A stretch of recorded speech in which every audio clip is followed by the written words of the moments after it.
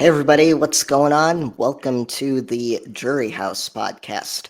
I'm Noah Mussay, And I'm Jimmy Mize. and we are a new Big Brother podcast.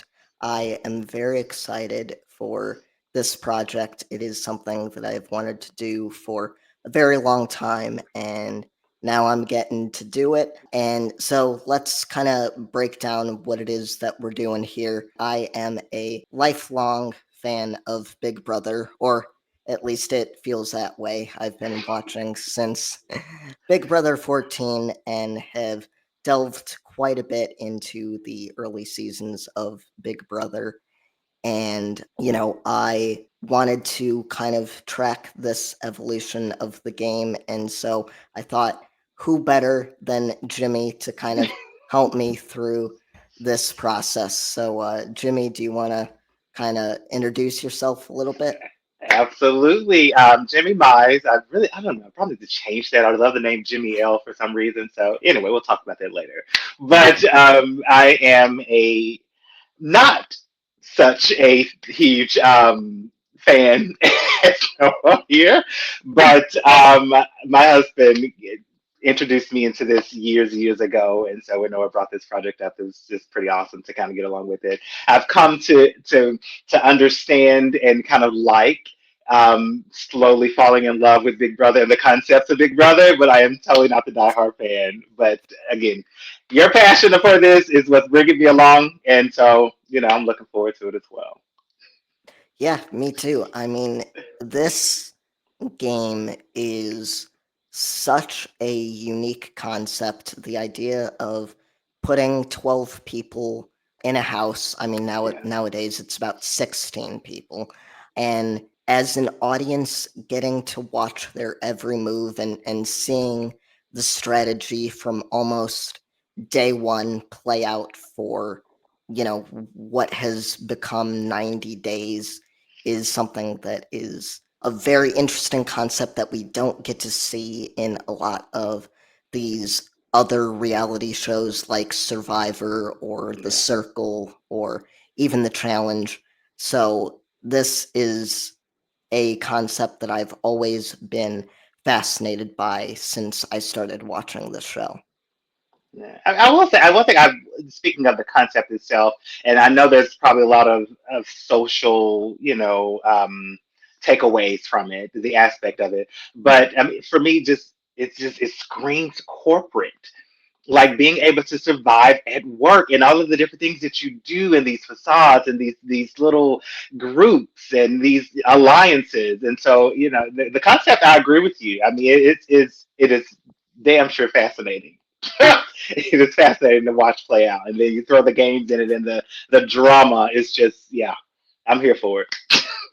Oh yeah, absolutely. I 100% agree with that. I definitely see the way that things work just in day-to-day life. It doesn't matter if it's in work or in family relationships or in Yeah. friendships. There is just an interesting dichotomy in the way that people interact with one another and the ways that we kind of subtly manipulate in order to Hmm. get what we want, and to see that in a situation like Big Brother, where again you have to keep this stamina going for 90 days, that Yeah. is something that is absolutely insane to watch. Yeah, just bonkers. Absolutely. Like, cause for me, it's just like being at work for 90 days nonstop with these crazy people. Like, that's just, I would not sign up for this. Yeah, yeah.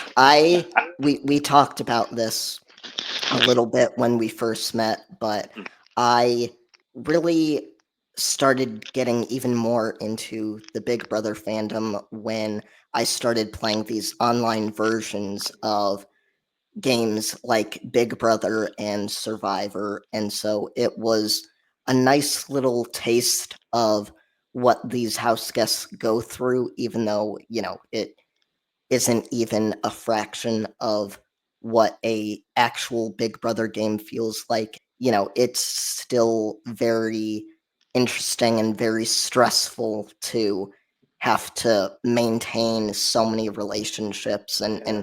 keep track of so many different lies in order to advance in these games. I'm going to have to ask you about that a lot, and we'll do after this show. But I definitely want to know more about that and how that is. So that I get the idea of it. I just don't. My brain isn't clicking as to how that looks and what it would be like. So so be prepared to answer more questions on that. Okay, and yeah, I'm sure it'll come up throughout this process. Yeah. But Yeah. let us start talking about Big Brother 3 here. This is the first season that we decided to do, and this is probably one of my favorite seasons of Big Brother, if not my favorite season. I think there's so many interesting characters. I think there's so much interesting strategy, especially considering this is really the second real season of Big Brother that we got. So I'm just interested to really get your general take on what you think of Big Brother 3 so far. So okay, and so spoiler alert. Okay, this is a new recording. So I've made a major mishap here, and I'm saying that because doing that recording, I remember saying to you that um, all of these notions, all of these thoughts, and everything that everyone had kind of told me about what to expect from old Big Brother and how drastically different things were now in 2023, 2024. And I'm like, okay, but when I started to kind of watch this, I was like, okay, it's really a diverse group of people. And I was really in for it. And I was like, in some of the relationships, I was like, I was for it. So the last two episodes here, Right. episode 4 and 5, which I did not watch, I had to go back and watch, um, has completely turned me around. I am. This is in a negative way. Oh boy. I am it. Oh yes, this week it has completely like I literally wrote it down starting at I think episode 5, but I was just like it has literally taken derailed all of my expectations and all of those high hopes of what I was thinking from those first 3 episodes, and I'm just like it was just so much going on in episode 4 and 5.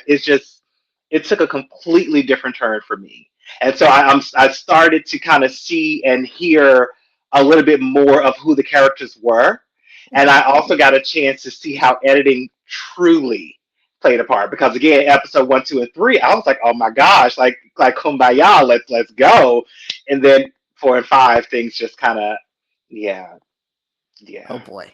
Okay. yes. All right. Well, sounds like we have some things to talk about. So where do you want to begin? Do you want to start at the top, or Absolutely. you let me know? So absolutely. So for me, starting out listening to this theme song scared the shit out of me. I was like, "What the hell is going on here?" I felt like I was listening to something dealing with the Twilight Zone. I was like, What is this?" Like, I felt like it was like a well, I don't know. I guess I'm 2024, so I felt like it was a spoof on a scary movie, and I was like, I did not understand it. I didn't get it. I was not a fan of the theme music starting out. Like, I was just, yeah, not a fan. Uh, so I actually love this theme music. Um, Why? it just feels so. It feels very generic, but it feels like like old like exercise videos or like those VHS kind of Hmm. tapes where someone's trying to sell you something and they've got this like generic background music. Yeah, it's just very simple and like calming. Yeah, I could listen to I would rather listen to this theme music on a loop on the live feeds rather than the theme song that we get Yeah. nowadays. Oh my It's gosh. very jarring to be watching the live feeds and have the current theme song just automatically blast when it Yeah. goes to the fishes. So The yeah. Yeah. The this puts me in more of a zen headspace, I think. Gotcha. Yeah, honestly, I'm shocked to hear that. That was just my first thoughts of listening to it. I didn't know what to expect. Of course, my first time watching this, but yeah, did not. Yeah, Yeah, but it was clear, I think, that that they were trying to figure it out. So not right. just the theme songs, but even shooting and the house and all of it. It just feels like they were just trying to figure it out, like on what to do next with this particular group of people, and like it was, yeah, yeah, yeah, yeah, yeah. Yeah. I feel like they're struggling.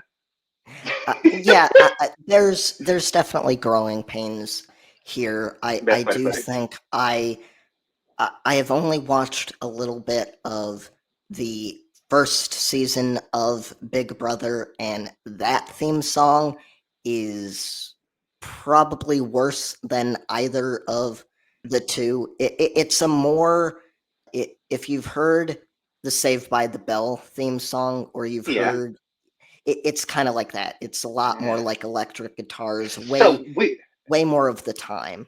we watched it. My husband and I watched it. I think, well, I don't know how long ago it was, but we watched the first two episodes of that season, and I will say, like, it did not keep my attention.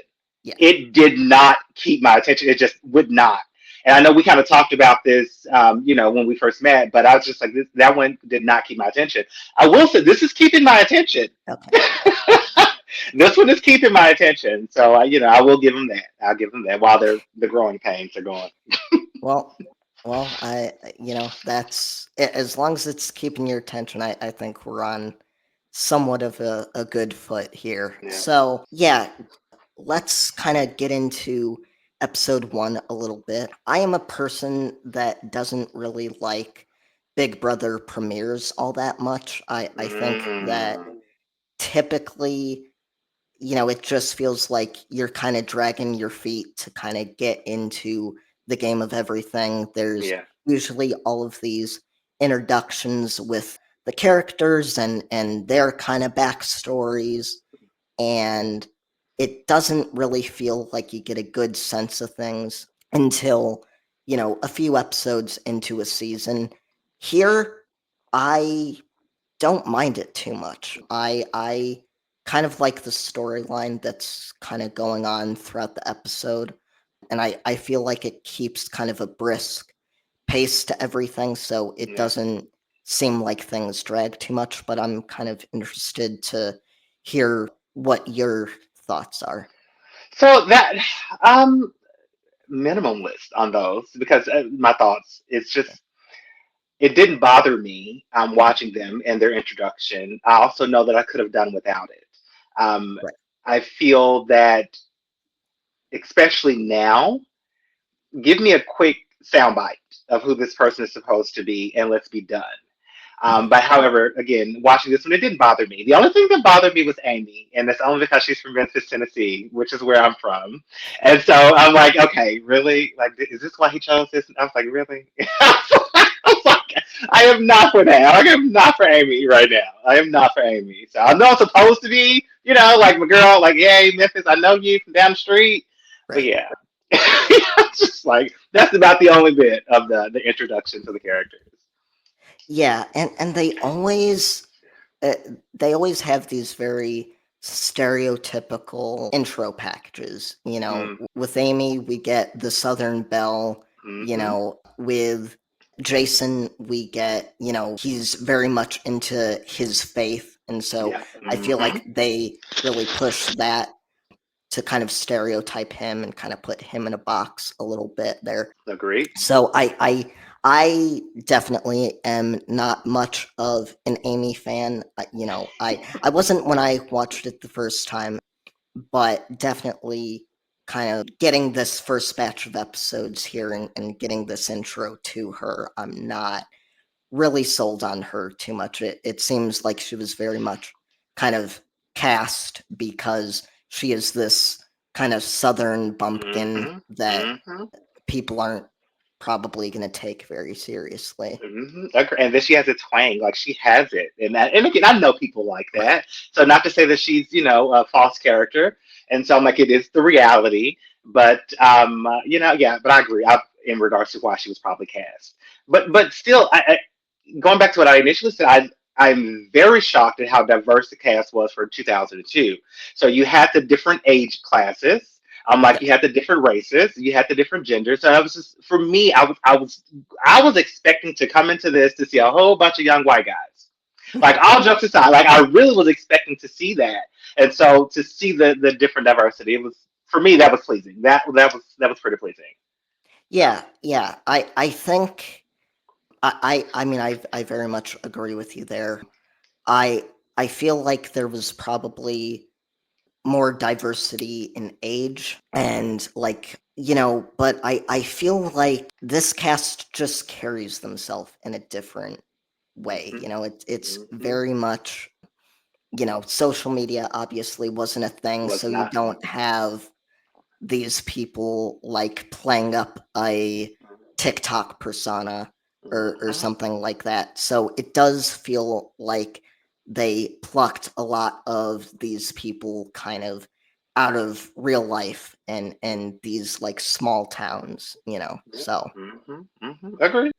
following these introductions, we get them in front of the Big Brother 3 house in front of Mhm. our beloved host, Julie Chen, um, who I would say even Julie is a little bit different here. She Oh is, yes. yeah, Oh yes, and I'm assuming this was. And I don't want to say before she found her faith, but I'm assuming this was before her pre "but God first" type thing, and so she was definitely different. And I'm even though I won't say that she's even now she just seemed evolved, grown up, more adultish.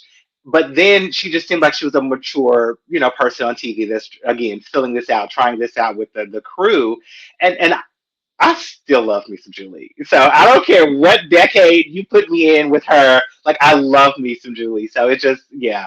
I have nothing to say about her other than she looked freaking awesome.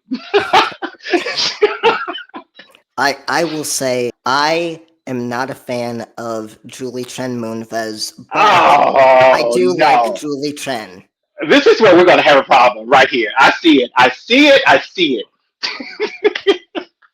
Yeah, well, I think once you Google when exactly she found God, that Yeah. I recall. you recall. So, Wrong season. but Wrong season. right, right. Yeah. But here she is in rare form. I very much like her demeanor here. Love her kind of rapport with the house guests that just feels real and Yes. good. That's something that I really love about this entire season is, as I said, everything just feels so much more real and raw. Sometimes for the worse, a lot of times, for the better. So we get the first group to go Hmm. into the house of Eric, Lisa, Jerry, and Amy. Then we've got our second group here of Roddy, Kiara, Marcellas, and Roddy. And then we have got our final group here of Tanya, Josh, Jason, and Danielle. I'm totally not to rag on them because I had no problem with them, the people, Okay. the cast. Yeah. But these rooms, Yeah. Big Brother needs their asses whooped for this. I'm just like, what in the hell is happening? I feel like you're like at a sleepover and you're like 10 years old and cramming all of these people. I was like, that is the, for me. When the first group went in and they started to kind of look at all the different rooms, I was just like, this cannot be happening. Like this is not real. Like this is not happening. So, but anyway, I know we get the first group, the second group, and the third group, and then they start to choose these rooms, and I just yeah, yeah, yeah. I'm Yeah. sorry. It's a much more Oh cramped house than what we get nowadays. Former house guests always talk about, it's always hard to talk game when there's still a ton of people in the house because you don't have a mm, lot of places to go. yeah. And I really feel like that was even more so the case in Big Brother 3 here, Yeah. where it's Like, it's a studio that is not much bigger than a small small. apartment, if Mm-hmm, that. mm-hmm, mm-hmm. Yeah. And Um, again, I just ridiculous. Because again, and again, I know that I came on later on, so I know I'm not the diehard fan. So yeah, don't beat me up. But I'm like, I like everybody should have their own bed at the very least. At the very least, like you should be able to put your things down and kind of move around the room. So and not just. But anyway, yeah, I'm sorry. That's a pet yeah, peeve. yeah. I'm pretty sure Jason gets a cot that's like not even in a room. That was It's like not. in the Yes, like hall. it's on the side. Yeah. Like who does like production? Come on, just I I yeah. I kind of want them to do a twist where, they've done the split house twists before where, usually they have some of them in the house, Oh others yeah. in the Hmm. backyard. I would really love for them to kind of dust off the old studio, and if they ever did another Oh. twist, have some of them in the modern house and have Hmm. another group of them in the smaller house. I think that would be a kind of nice throwback and could lead to some interesting things. I would agree. Actually, yeah, that probably would cause for some really good TV. That Absolutely. yeah, I can see that. I can see that. Yeah. Yeah. So we go on to get these house guests kind of liquored up and Which is not a thing anymore, by the way. anymore. Nope. Don't know how. I don't know how. Yeah, I they're did bring they're it lucky. They're lucky very. if they get like 2 bottles of wine in a season. Yeah, so we get this introduction between everybody. We get some of our first diary room sessions Hmm. where, we have Josh introducing himself to the group, and then we get a Marcellas DR where he is just not having any of what Josh is selling. I'm like We 10 get minutes in. Oh my gosh. right. Yeah, I did think it's interesting to watch what people's first impressions are of each other because it's like, what information is it that you're going off of? Like, Mhm. we get a DR from Lisa where she is like pegging Danielle immediately. She's like, "Oh, this is one to watch," and it's like, based Like on based what? off of what? Yeah. Yeah. Based off of Yeah. what? I mean, Uh, literally, that's just the same thing about Josh and Marcellus because I'm like Josh. If I'm not mistaken, he said something about Marcellus and vice versa. And so, mhm, but agree. Like, what are you basing this off of? Like, other than how they speak, like, what are you basing this off right, right. of? And then we get someone like Amy making fun of Lori's accent, and Oh. it's like, really, you're Like, you're do you have any you're gonna room? be the one to comment on somebody's accent? Hey, now get off of Memphis. Now you can't talk about Amy. Only me. Okay. So, was there anything from these introductions that stood out to you?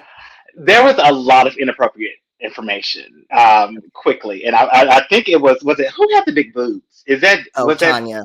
Tanya? Oh my gosh, there was just too much going on, but it was there was a lot of that going on that I can recall early on, and I was just like things like that would not fly now at all. Even though I was just like, okay, yay, great, it's the times, it is what it is. You probably did this show and didn't think that this stuff was going to last forever, but it was just so much that was said that again, you would not get away with now. And so in regards to those introductions, it's just a lot of that really shocked me. And I guess it goes back to what you just said a minute ago about like what are you basing this off of? And I guess but, but I'm like, the girl with the big boobs, I immediately had a problem with her. So I guess I'm part of the problem. Uh, I I'm part of the mean, problem. no, these are the types of comments that also kind of get to me a little bit and kind Yeah. of give me pause a little bit. I try to take some of these things in stride. Hmm. Not all of them. But yeah, it's very interesting what they were able to get away with. It's very interesting what it is that Big Brother is able to get away with in kind of the way they edit some of these segments where Hmm. we have the house guests almost being encouraged to talk Hmm. about people's bodies and the type of person that they are outside of the house. So yeah, it's very, very interesting. So I guess we can move on to the first food competition that we Yes, get here. which is Uh, why I'm yeah, upset that that's even a thing. So I didn't mean to cut you off, but that no, shouldn't no, even go be a ahead. thing. Why are we fighting for food? Like, what the hell is going on right now? Anyway, sorry. I agree with you. I think in these early seasons, I really like the food competitions. I think they're kind of a good source of drama some of the time.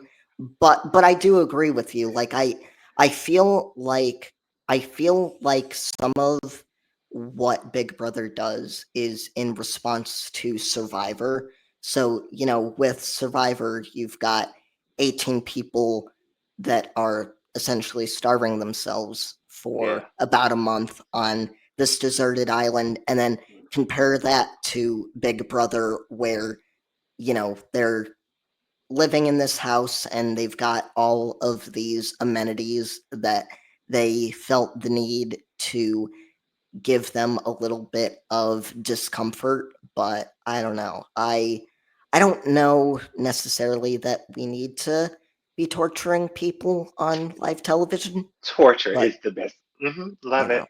know, Yeah. but but that is what we get here. So yeah, they go out into the backyard. There is this table that has all of these groceries on it, and essentially what they have to do is pack a bunch of grocery bags full of all these goods, and then they have to go to a tree that is in the yard, and they have to I believe they have to have an opposite gender partner in the tree with Yes. them. Yes. uh, so then they have to take all of these bags into the tree, and essentially whatever they don't take is food that they have lost for the week. And then Hmm. if I don't remember if like a bag drops if they lose that food. I don't necessarily think so. I thought if it fell Um, out of the nest or something that they lost it. yeah, I don't think that's what happened. It's not okay. I'm I'm guessing that the only kind of stipulation here was that if you fell out of the tree, then you weren't able to get the cash prize. Okay. Uh, Okay. I'm Okay. thinking that is what happened here. And yeah, so essentially the last duo remaining wins the cash prize. It's $3,000 each week that they're both remaining in the house, Hmm. and they're able to win up to $30,000. Which is so I was really distracted by the nest because it was very unsafe. Completely unsafe. Like you have these two grown people in this little small area that you've obviously just kind of just fixed up there, and I'm sure there's some great bolts or whatever underneath them, but there's Yeah, nothing nothing securing below. them. Like it was just, yeah. For me, I was just like, you just, yeah. To me, this seemed like a lawsuit waiting to happen. Yeah, So I was very distracted. yeah. I, Very. I think I think nowadays they'd have them up in harnesses and Hmm. and everything. Or at They least like some foam padding or something on the ground, like so if they hit the tree or whatever, like yeah, but yeah, I was really distracted by that. Yeah, yeah, I just couldn't. But yeah, but and so anyway, um I know you brought up the food and the drinking, and so what this particular during this game in Amy and drinking the alcohol and obviously getting woozy or drunk or whatever was going on. That's why in my mind I was really shocked that they even allowed it to get that far.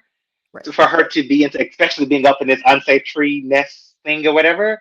And so I'm like, so for you to say that season two had more alcohol, I I, I I I, believe I believe it had. Let's put it this way. What I consider a lot and what Big Brother considers a lot is probably doesn't align as much. I don't know. okay. So, but yeah, I mean, Amy is one of the first people to kind of go into her bag, right? And Mm, she pulls out that bottle of wine that's supposed to be for everybody, and yeah. I will say, we were talking about first impressions, and that is certainly not the best first impression to make. It's not. It's not. But also, I think at this point of the game, I feel, especially still being season three, I feel like no one really gets the true concept of what the game is. Right. And that everything you say, everything you do, all of your movements, everything is being watched and judged, even though we don't like it. Everything is being judged. And so, yeah, you're going to probably have to deal with this next week, or tomorrow or whatever. And so, and I feel like so many of these characters right now, they hadn't begun to understand that the game has already begun. Yeah, You know? absolutely.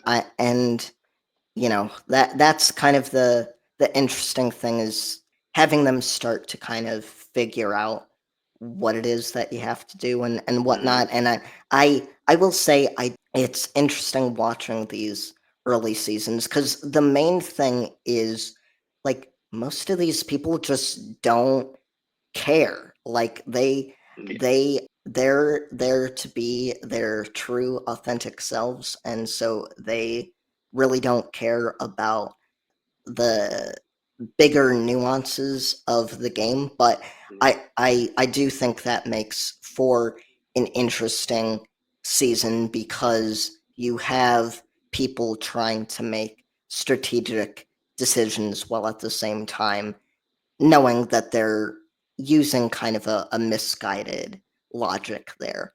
I think the big thing to kind of come out of this competition is that we get six people kind of out of the competition pretty fast, and Yeah. this group of people goes on to form this first alliance that we see here in these first Hmm. 5 episodes. So I believe it was Josh, Eric, Jerry, Kiara, Josh, and Amy.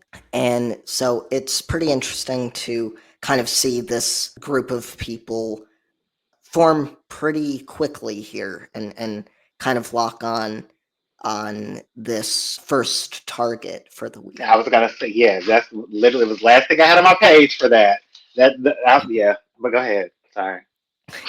No, that's all I was gonna say is that, Josh kind of takes it upon himself Hmm. pretty quickly to say, hey, Marcellus is kind of given a bad vibe here, and I think he would be somebody that we would want to get out of the house pretty quickly because I just don't like this negative energy Energy. that Hmm. he's given off. Yeah. Freaking awesome. Freaking awesome. And so I will say, in regards to Josh saying that, Mhm. initially I thought in the diary room that he kind of felt a vibe that Marcellus like saw him or didn't trust him or didn't believe him. Mhm. At least that's what I remembered in my mind, and that so he wanted to kind of plot to get rid of him. And, Right. and at least that's what I remember. So am I accurate in remembering that? I think you might be. I'm trying to remember. I think from my notes in the live feeds that this was kind of a situation where Marcellus and Josh were kind of picking up on each Each other's other. vibes pretty Hmm. quickly. Uh-huh. That yeah, I mean it's a preemptive strike, so Yeah. I can respect it a little bit. You That's know. that's kind of where I was going with that because I'm like, because you see that this person is already not feeling you, and you're like, okay, he's obviously after me or whatever's going on, and so this is now a threat to me, and so now let me plot to get this moving, and so that's what I thought I remembered, but then I didn't see that edit or that clip anymore, And Right. so after that, everything else seemed like it was almost targeted for different reasons. And so I was just curious, and I just couldn't remember if I was remembering correctly. Yeah, I think it was, yeah, pretty apparent that Josh and Marcellus It was just not getting uh, on. were just not getting on. So I don't think you're too off the mark there at all. Yeah, so I think this is an interesting group of people. We've got Josh, who is really the shit stirrer here, and then we've got Yeah. the rest of the young people lumped in with an older person like Jerry, and then of course our lovely Amy here. So this is a very interesting group. Agreed. Agreed. Yeah, so basically the competition ends with Jason and Lori winning against Tanya and Roddy. And Mm-hmm. so that is a situation where both Jason and Lori have won at least $3,000, and let's hope they can get that number up. Basically, we end episode one with the HOH competition here. Mm-hmm. I will say that for a lot of the competitions this week, one of the things that I love, and one of the things that I love about the editing, is that they go by pretty dang quickly. They're not spending too Yeah. much screen time. In a modern season of Big Brother, we would spend two commercial breaks on On the on the HOH competition, and here it's probably over in maybe 10 minutes, 5-10 minutes. I will say I kind of missed that. I kind of Yeah. missed that. I will say because well, now the competition that we've seen already Mhm. Yeah. probably not would not have wanted to watch, Right. yeah. But newer seasons, where you're getting things, sprayed on you and you have certain people that are about to fall. Like for me to see that kind of editing, I don't know, it makes me a little bit more in tune with the characters. It makes me have a little bit more compassion or dislike or whatever. Make me start to root, I guess is the right thing to, for certain people. And in this competition, I was not rooting for Wasn't ready. anybody. Yeah, Like yeah. no, I agree with you. It does make you more of a passive observer because it's Hmm. just kind of like, oh gee, I wonder who's gonna win. And Yeah. then 5 minutes later, 5 seconds later, Lisa's winning. It's like, okay, good Hmm. for you, I guess. Yeah, like I get. Congratulations. I, So this had a household game. That was weird. It was weird. Like that was just, yeah. I don't know what the hell that was. Yeah, I'm um, going to say the growing pains. I'm sorry. yeah. I, I actually don't mind like a No! 5. Oh my gosh! Give me a break. I Give me I am a not trying to break. I am not trying to be a contrarian here. Ah, I was just gonna say I don't mind this type of competition as the first one. I kind of find it interesting to be a competition based off of first impressions and snap judgments that people are making about one another. I think it makes for a kind of interesting dynamic here, especially the fact that we were talking about how it didn't seem like there were really stakes or anything. yeah. I do feel like this kind of gives a little bit of some stakes here because, it's people having to make these judgments about their fellow house guests that they just Right. met. So, that kind of has lasting consequences. I think I understand that. Right. Okay, I damn sure don't prefer it, but I understand it. I see. And I actually wrote that down in regards to putting them on the spot to make them Mhm. choose face to face. And you can obviously see, you don't necessarily know the reasonings, but you can obviously see that person in their debate on who they're going to choose or whatever. And so I did write that down in regards to putting them on the spot. That piece I do like Right. putting them on the spot. I Yeah. did like that, but yeah, I got you. Okay, yes, sir.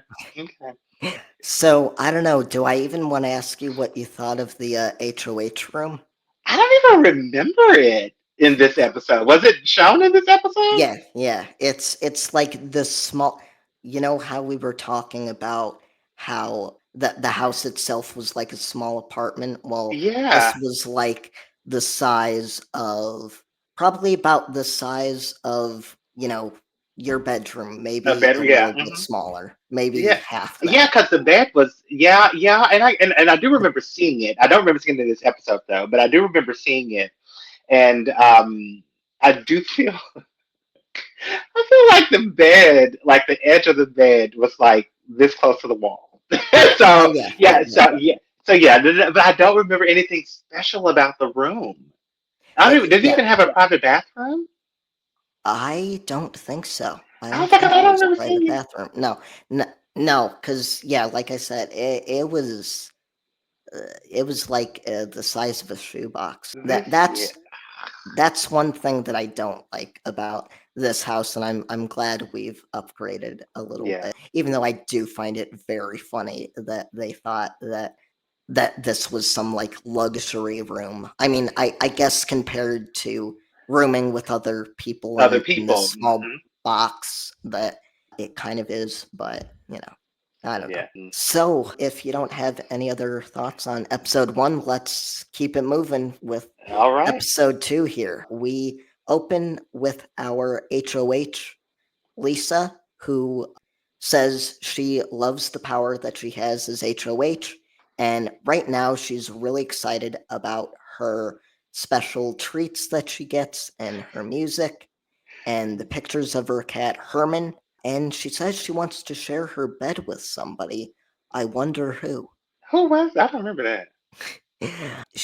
I don't remember if she has showmanced anybody yet, so I don't necessarily I want was to like, 'cause I spoil don't it. remember that. I don't remember that. I remember her not having a fucking clue on what to do. What to do? Yeah, Like, yeah, oh, what to that, do? Like, she had no clue. and Like, he had this power. right. I think it's funny that yeah, that kind of goes back to what we were saying about these house guests really not having a clue how to play this game. It's just funny to see her be so like nonchalant and like happy that she won this power, and it's like you're not going to be happy for long. Like enjoy your music, but Yeah, yeah. But I don't remember her hinting at a showmance or a liking of somebody. Huh? yeah, yeah, she made an offhand Who comment was it? about wanting to share. So uh, I will tell you that she eventually does start showmancing Eric. I don't remember Lisa with Eric. We get I think this batch of episodes really prioritizes the relationship between Kiara and And Roddy. okay, So okay, so because maybe I was like, we don't get too much of Lisa and Eric. yeah, because But like you're telling me some stuff right now. Like I was like, I don't. And again, I'm not saying she didn't say it because I'm sure she right. did, but I or teased it or something. But I was like, I don't remember that.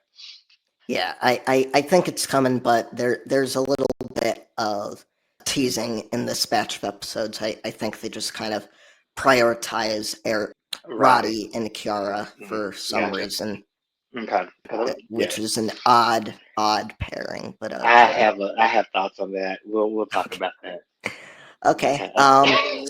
Speaking of Roddy, he and Lori are talking about Lisa being HOH here at the top of the episode, and then we Mhm. get a DR from Roddy where he actually says that he wishes that Lori had won the head of household, which I thought was pretty interesting that he would have preferred someone like Lori who is older compared to someone like Lisa who's like younger and in his alliance, more likely to work with him. And I don't even understand why. Right. In regards to why would you prefer Lori over Lisa? Because at this point, you really don't know. And actually, Lori said something, and she was talking about how all the house guests, felt like they were harmonizing, like everybody was in harmony, is I think is the word that she used. And I agree with that. And so I'm like, looking at it from his perspective, I'm just like, oh, at least after editing. I'm just like, like, what difference does it make? At this point, like it just They both are, I don't know. I don't. Yeah, just me. Okay. Yeah, I really don't get it either. But, we do know that Lori pretty quickly is kind of sensing that she could be in danger. It seems like maybe she's not taking to too many people in the house that well, having kind of a hard time. But then it also kind of seems like Josh and, as we learned in the first episode, Marcellas are also people Still, that are kind of starting to rub people the wrong way. yeah, agreed. But Josh, just Marcellus, I was trying to understand what Josh was saying, and I understand editing was trying to put some clips together as to, Marcellus' behavior. Definitely annoying. But Josh tops the cake for me. I don't care. And I literally, the only thing I wrote about Josh is I don't like him. Like, like I don't like him. Like, I genuinely do not like him. I have a problem with Josh. Like, I want Josh gone. Like, this is me, episode 2. I want Josh gone. I agree with you here. I do think that Marcellus has a bit of a tendency to be more withdrawn, especially what we see of him so far here. Yeah, But Josh is somebody who could very easily be a first boot in any other season of Big easily. Brother. I am really, really shocked that he makes it past this first vote here. Same, absolutely. Because I'm like you're talking too much gameplay. You're already talking about alliances. You're already talking about the people in the household that you don't like. Like you're easily the first one to easily to be pinpointed to say you're trying to control me or you're trying to control the house. Like easily, like hands down. So anyway, I'm sorry. I agree. I agree. Yeah, and I never got too clear of a picture why it is that people don't really want to go against Josh right now. I really don't get a sense of it because, especially as we get later into the week, it doesn't Mhm. feel like he's going to be a loyal soldier or anything. Like So to it's like, anybody. yeah, so it's like, why not take the shot against him now? Because he's going to be a liability Hmm. later. Yeah, agree, agree. But again, season 3, they don't know any Season better. 3. Yeah, yeah, for sure. Then we get a little bit of Jerry, who seems to be getting on fairly well with people. He Yeah. seems to really be, yeah, being the father figure. He's, saying, "Oh, we're like a family. Mhm. This is going to be a great summer." I have one note there where I just said, "Shut up, Jerry."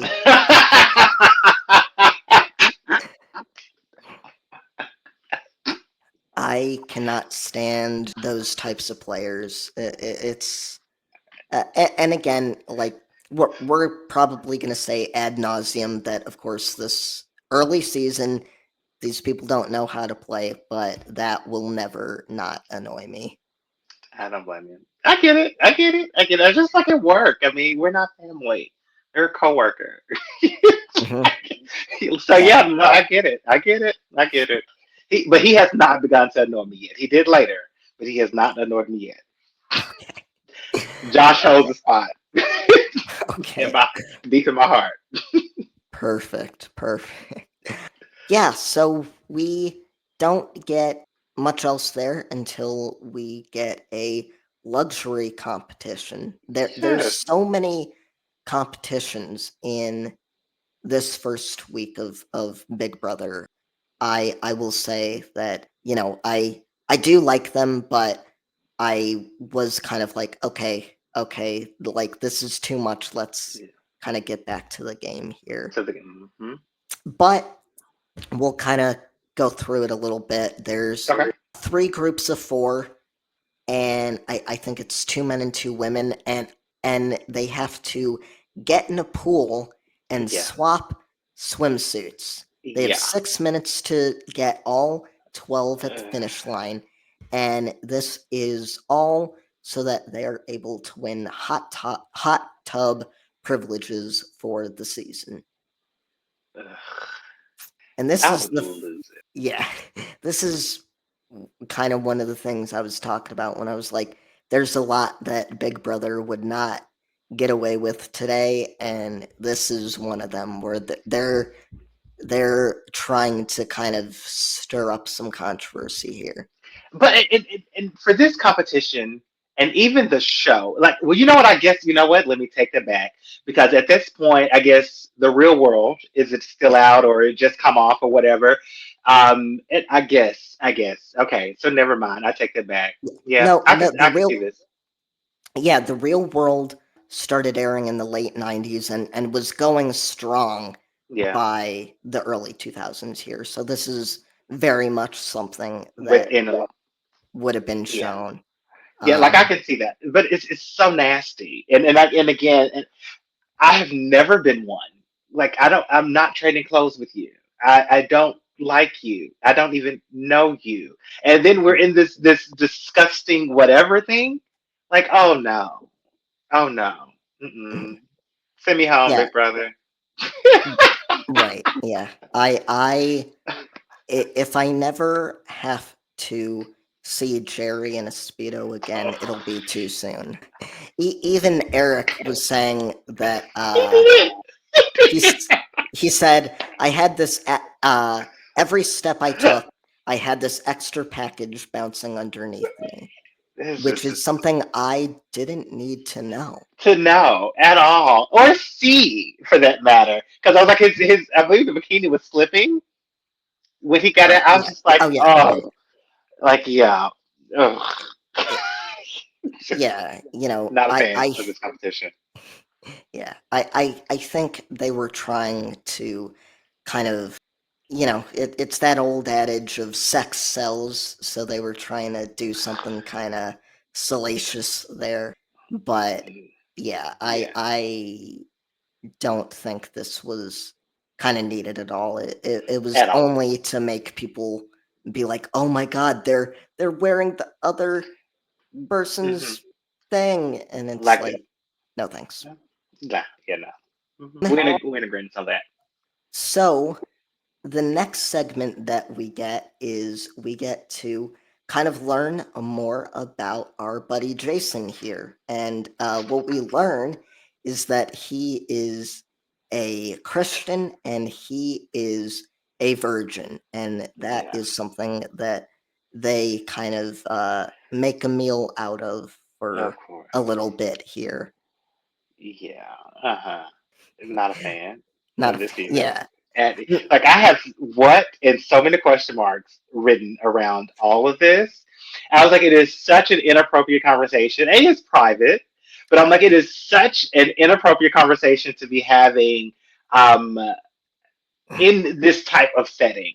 Yeah. Let me say that in this type of setting, and more importantly, you're as an adult and as someone, even if it is adult to adult. So let me not say that, but as someone that is experienced in whatever your life is, if you're having this conversation and you're visually, like you can visibly see See, they're uncomfortable. that they're uncomfortable Yeah. and your mindset is not to back channel or to move on or to defer the conversation, is to dig in. And so this is when a lot of the ladies in the house started to lose my respect. And so I Right. was, because again, this is a private thing, and I understand it's 2002, and I know we're trying to do all of this for TV, and but that was just, that has never been. I don't care what planet you're on. I don't care what your religion is. Like, it's not something you should push. And so that lost me. Thankfully, we quickly move away from it and we get a solidification of this new alliance, the Cartel. We've got our 6 members, or 5 of them, and then I think we have Amy on the outside Outskirt, of yeah. this alliance. Yeah. But it kind of looks like people like Lisa and Roddy are already kind of like, I don't know if this is going to be an alliance that Mhm. kind of maintains if this is the group that I want to stick with. And I think we even get some kind of dissension from Josh too, which, is not surprising. Yeah, I get it. Yeah, and so speaking of that, the one that actually, and it's literally the next thing that I wrote down was a comment that Jerry said, and I've never looked at the game this way, Okay. but there are no permanent allies nor enemies. And so Right. I've never ever looked at it that way. And so, because at the end of the day, no matter what goes on, you're leaning on them one day and you got to vote them out the next. And so, at the end of the day, you can make any alliance that you want, but you really should never come into this thinking that this person is my enemy or Mhm. this particular person is my ally. Like, there are no permanent allies or enemies. And so, anyway, yeah. So along the same lines, I've never heard that. Don't know where the hell I've been, but but I'm like, that was my first time ever hearing that in the Big Brother, concept. But yeah, hands down, love it. Yeah, I really like that insight because, you're absolutely correct that if you're in the mindset of, I've got these permanent allies, then you're going to put yourself in a situation And where if it's it's very hard to betray them and it's mm-hmm, very easy for them to betray you. portray, And then if you are hell bent against getting your enemy out, that's a situation where you've kind of got these blinders on, where if you're just targeting this one person the mm-hmm, entire time, then you're not looking out for other people that are much bigger threats that are coming threats in the after you. game. So I think it's a very kind of interesting insight from Jerry. I do think it's a little bit funny that it's coming from Jerry of all people, but I do think He it's has very wisdom. He has wisdom. he does have wisdom. I think he takes it a little bit too, he's a bit too fast and loose with that wisdom and with that strategy as we kind of get through the week here. Yeah. But it's very much an insight that puts the game into a different perspective, like you said. Yeah, so if there's nothing else that you have, we can get kind of into the nomination ceremony. I mean, I will say really quickly that, of course, there is kind of this decision about what to do, conversations about what to do beforehand, and I believe it's Josh that is really pushing to Lisa. Of course, this Marcellas nomination, but she's trying to figure out who should go up against him, and he, I believe, is the one that also pushes Lori. Then he, prior to the nomination ceremony, goes and tells Lori what the plan is, which is Yeah. something that Lisa absolutely did not want him to do. Hmm. Yeah, but I will say the side conversation that he had with Lisa, Mhm. I'm really, which is when she kind of gained a little bit more respect for me, just a little, not much, but because she was just like, "Don't tell me how to play the game." Right, like balls out right now. I'm in your face. Like I hear you. Those are your suggestions. This is my head of household. Don't tell me how to play the game. Like I'm gonna do what I want to do. And so like everybody doesn't do that. A lot of times the head of household are a little timid, and which is so crazy when you have the power and right. you listening to all of these people that are supposedly bigger players in the game. And so I'm like, Belisa just like no, like dude, no, like okay, like whatever, like okay. Yeah, So anyway, I love it. I agree with someone like Josh, especially It's he's got a lot of balls, so his personality, yeah. you kind of have to really be the one to put him in check. So going back to what we said before about, how the heck he makes it through this week, I think maybe a lot of it has to do with the fact that we do get a lot of big personalities here that are kind of like, I'm not really worried about him. Mm, They have his number and they kind of know how to keep him in check. I don't know for how long, but I think maybe that was a lot of their kind of thoughts about it. I can see that. I didn't think of it that way, but I can see that. Hmm. Okay. Hmm. Yeah. Yeah, yeah. I mean, when you said, Lisa herself is a big personality, that got me thinking about, we have a lot of other big personalities in this house. We got a lot of Hmm. people that don't care about making the optimal move here, so they'll they'll tell it to you straight, Flat out. flat out. So we get into this nomination ceremony here. What do you think about the ceremony and about the key wheel? This is an early staple of Big Brother, but I want to get your thoughts on it. So my husband walks in, and so he sees this, and Yeah. he's just like, "God, I missed the wheel." I missed.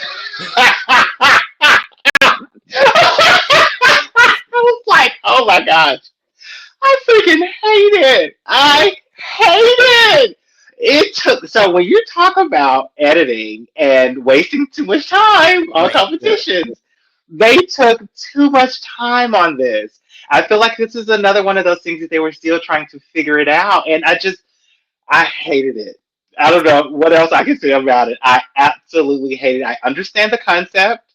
I got it, but that was just too much. You could have did that in 60 seconds or less. Like just Well, spin it quickly. I know we said we weren't going to do any spoilers, but I am going to spoil one thing for you in that we have 14 more seasons of the Key Wheel. Oh wow, that is just stupid. That is just so stupid. Like And I I'm mean, I'm oh, I'm I'm sure it won't surprise you that I love the Key Wheel. it doesn't. It doesn't. It does not.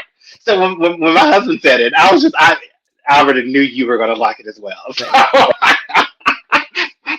So yeah, yeah, Yeah, yeah. I'm not I a fan. don't I think I think the reason that I like it is because if if there's a few different people who are a potential nominee, if there's anyone that is worried that they might be a potential nominee, I do like the suspense of the keys getting pulled and them having to kind of sweat it out a little bit Mm, rather than just having a quick turn of two keys. mm, I think there's some good drama there. I do think there's not much that they do with the key wheel. A lot of times it is kind of a strategic, like, oh, I'm going to put in these people first, yeah, yeah. and leave these people to the end.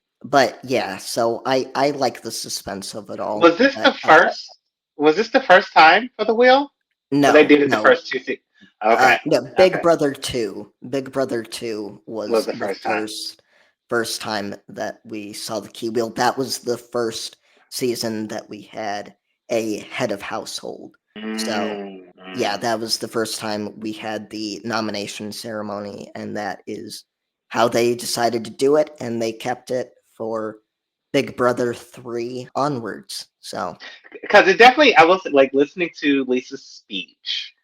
It again, it sounded like they were still trying to figure it out. yeah. Like nothing. It yeah, it did not. It seemed like it was the first time. Yeah, yeah, yeah, exactly, So because they don't it was the second. have they don't have Lisa going up there and saying, Marcellas, the reason I have nominated you Hmm. is, Yeah, and yeah, Lori, the reason I have nominated you is. So, I kind of like that they're off book here, and that it's yeah. more kind of improv, and that they really have to kind of micromanage every little part of their game. If they say something wrong in a nomination ceremony, it's not likely that people were not going to be mad at her.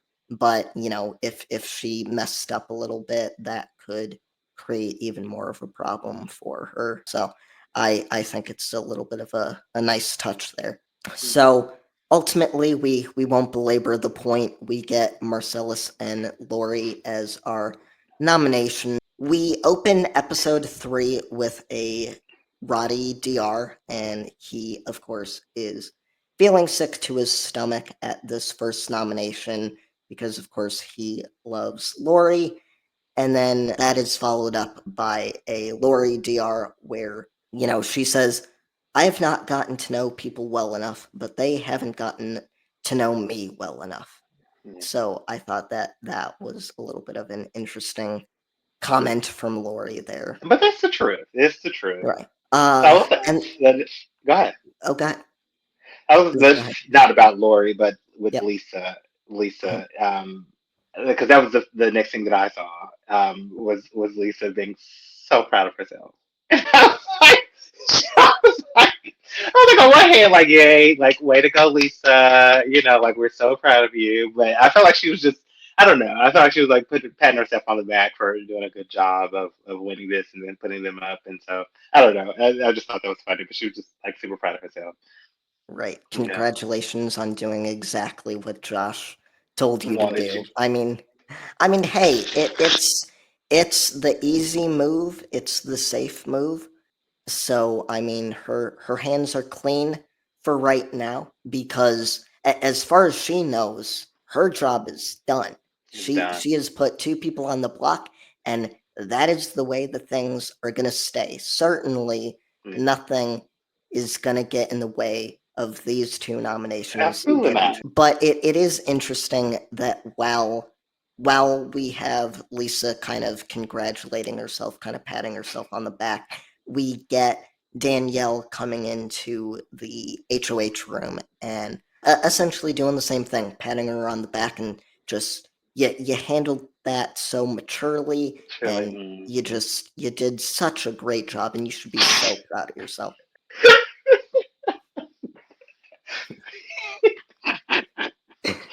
Were you not a fan of that conversation? No, I was the fan. I was a fan, but I will say I was a fan if we had not gotten a DR immediately from Lisa saying, "I don't think that was a compliment. I don't think Mhm. that." Lisa kind of clocked Danielle there immediately. Yeah. I think that given this cast and kind of the way that everyone thinks about the game, I do think that this is an interesting move from Danielle here. It's just something that is interesting Yeah. that Lisa kind of clocks it immediately. I agree. No, nothing to say. Nothing to add. Okay, Nothing to add. It didn't bother me. I will say they didn't bother right. me, but nothing to add. Nothing to add. Okay. So then we get a conversation between Josh and Jason. So Josh pulls Jason aside and he's like, hey, you and me, we should work Hmm. together. And, right off the bat here, we haven't gotten too much from Jason regarding Yeah. his thoughts on the game, but he's like, Hmm. "All right, I'll take this guy at his word. I hope that he's not playing me, but I'll take him at his word." And then we immediately get a DR from Josh where he's like, "Yeah, Jason wants to be like me." Like, but I will say, so during that conversation with Jason and Josh, I was like, I felt like Jason was a little bit more mature, and I legitimately wrote that down, and I was like, and I liked him for that conversation, because it seemed like it was again honest, an honest conversation. Like, I'm going to be honest with you, I'm upfront with you. Like, okay, let's see what happens. Right, right, because Yeah. he does. I believe he does also tell Josh, "Hey, you better not, you Yeah, better not play me. You better be that's why telling me the truth." that's what I mean. Exactly. Like he was upfront with it. Like he Right. was completely mature about this. And so and I know it's not always the smartest move to do in Big Brother, but I love a good honest game. Like as being Right. as honest as you possibly can. I know a lot of them have learned to say this, but I'm like, but actually being able to be an honest gamer in this, as much as possible. So I found that I liked it with Jason. Yeah, I think a lot of times that honesty can almost be a tool here. It can almost be a strategy because if you're upfront with people, they always know where they stand with you. Staying with you. So I believe following that conversation, we get a segment where Jerry goes to the girls, Lisa and Kiara, to kind of be like, "All right, Who's we've got our next? first target. What are we doing next week?" I'm thinking Jason, and yeah, I think similar to Josh, we have Jerry kind of really trying to make sure that he kind of keeps his hands in everything, And you know. yeah, but what was his logic? I don't understand his logic behind that with for Jason. One, yeah, I think it's kind of the typical, like, Jason's the nice guy. He's the guy that everybody loves. So I think that, even though a lot of these people aren't like super strategic, they definitely know the social game. They know Mm-hmm. that a lot of times this game is a popularity contest. So Yeah, if people are already kind of taking to Jason, then this is something that can be a potential threat. problem later on. Yeah, I guess you're right. You're right. You're right. You're right. Yeah. But yeah, and as far as I know, I don't think there was anything too much that happened between Jerry and Jason at this Mm. point. I don't think I'd see anything. Yeah, so I think we can potentially lean on that as an explanation. We get a strategy conversation between Danielle and Jason, and Jason immediately recounts the conversation to Danielle about Josh approaching him. And then we kind of get our first insights into what exactly it is that Danielle's Yeah. thinking, Mm-hmm. where she's like, it's been a few days, nobody's talking to me. That's got me concerned. And both Danielle and Jason are starting to think that, Josh is slimy and that he definitely has people like Roddy and Eric, and then of course the girls kind of in his pocket. So they are very much starting to kind of get his number there. Yeah, and I will say I was glad to see that conversation happen between the two of them. Because you didn't really see her. At this point, you really don't know what she's about. But I'm also really glad that she had the opportunity to at least wake up to like, okay, hell, they brought this to you.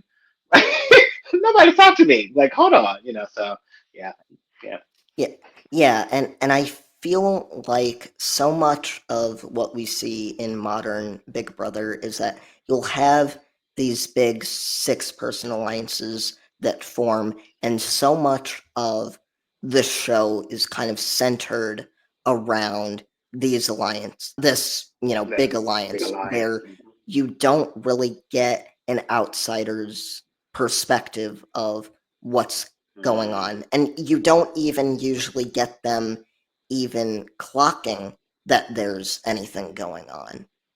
yeah, yeah, I agree with you on that. Yeah, I agree. At least until it's too late, and then they're just like, Right. yeah.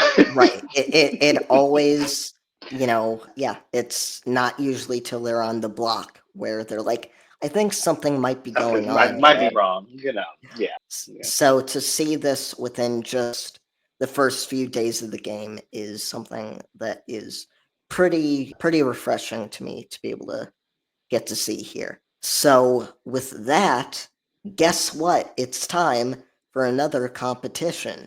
yes, it is, and we This are episode, thrilled. right? This episode, we'll start to move through these as we go on. But Okay. yeah, there's nothing super cool to see here. They basically have a situation where they have to pair up with somebody and they have to throw Opposite eggs over a genders wall. again. Opposite genders again.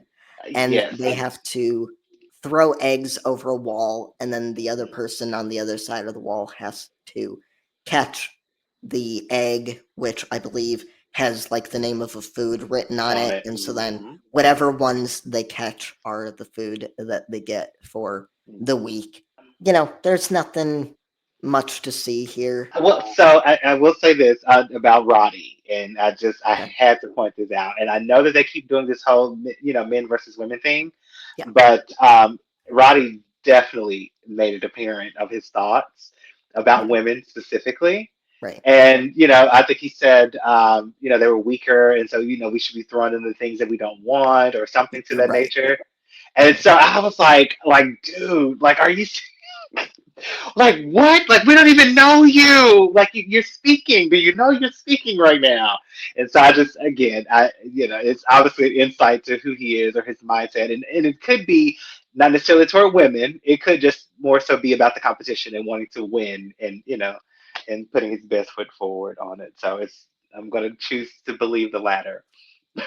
Right. I mean, so I will say, I think in the early 2000s, there was this battle of the sexes kind of Anyway, mentality. I will say, so I believe in the fall of 2002 is when we get season 6 of Survivor, which was Survivor the Amazon, and they broke up the tribes in gendered gendered tribes. So throughout the season into the merge, there was also this very prevalent men versus women mm, battle of the sexes kind of vibe. Lots of sexist comments on that season as well. So I think this was just definitely something that was of very the time. prevalent in the time. It's such watching this show is such a culture shock sometimes because I'm like, Yes.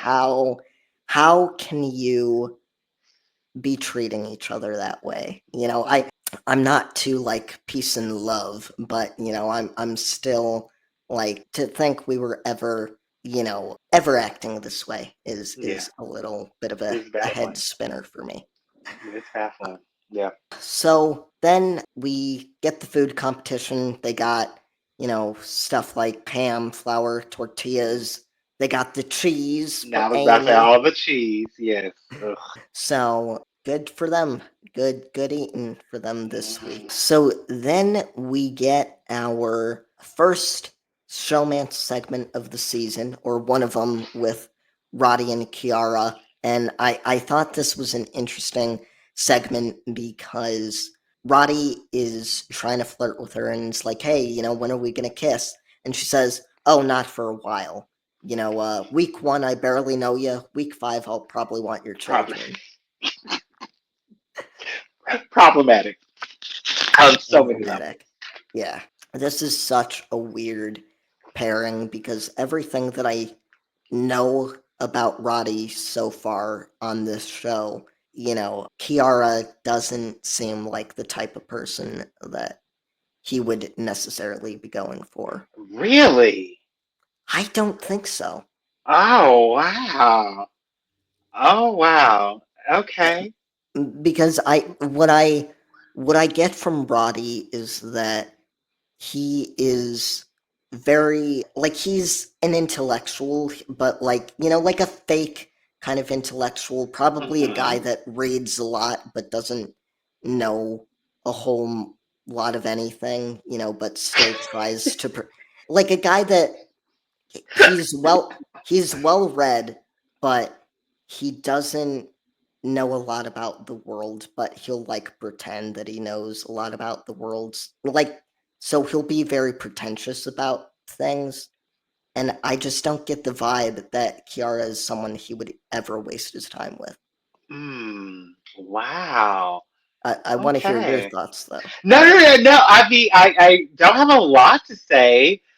I see him as a guy's guy, and I see that he would be physically attracted to her. Marriage material? Right, Absolutely not. I don't think that that would ever happen.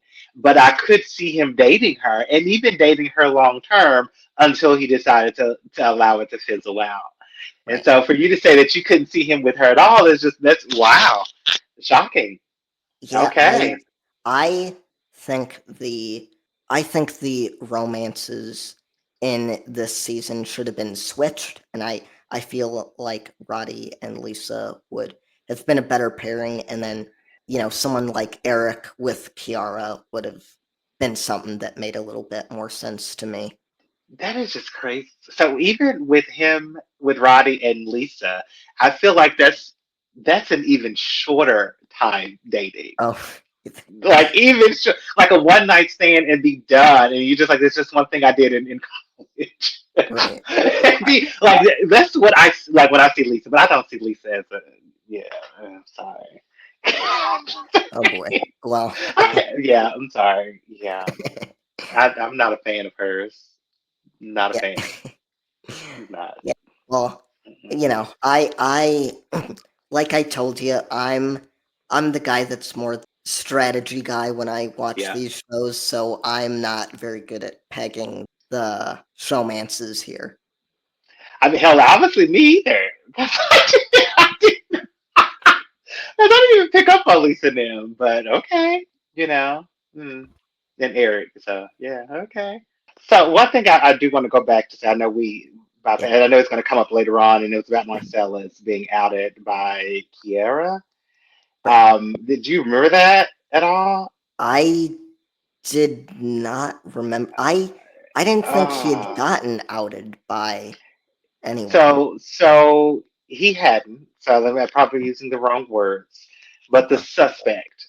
It was a Right. conversation between the two Okay. girls early on, and I want to say it was her and Danielle. I want to say was having that conversation, Oh, and maybe. I just thought it was just the weirdest thing. And so again, anyway, I was kind of following along here as much as I possibly could, and I was like, and I saw that up there, and I was just like, I definitely wanted to touch bases on that. It was weird. And again, no, it's 2002. Got it, got it, got it. I was just not expecting it because even I didn't even pick up on it. Oh, Did okay. not pick up on it at all until the girls had said something, and I was just like, "What? Wait, really? Oh, okay. So I guess this really is a diverse cast." So, but anyway, yeah, I'm sorry, Yeah, but yeah, I do remember Danielle and I think, like you said, Kiara talking about it, and then Danielle makes a comment of like, you know, is he gay? Like, if he isn't, I'm sorry. And like, I do remember thinking like, okay, like, stop. You don't like, have to be sorry. Just kind of move on. like, move on. So, but yeah, but like I said, I was kind of going back through, and that was I wanted to at least touch bases on that. Yeah, we don't get too much else. I think there's some talk about Tanya that is a little bit off-putting. Somebody at one point calls her a stripper masquerading as a mother. Oh, I do remember hearing that. Yeah, I don't But they remember talked about her like quite a so bit through so this. much. Yeah, Yeah, so and I know in episode 4 and 5, I've heard some couple of things from Danielle, and I was just like, "Girl, gotta be like so, careful. yeah, like yeah, mm-hmm." Gotta be So careful. yeah, We can kind of go into our first Power of Veto segment. This is yes. they have a segment where I think it's Lisa is walking past the TV screen and she sees a message on the screen that has the veto symbol, but they don't know what it's about.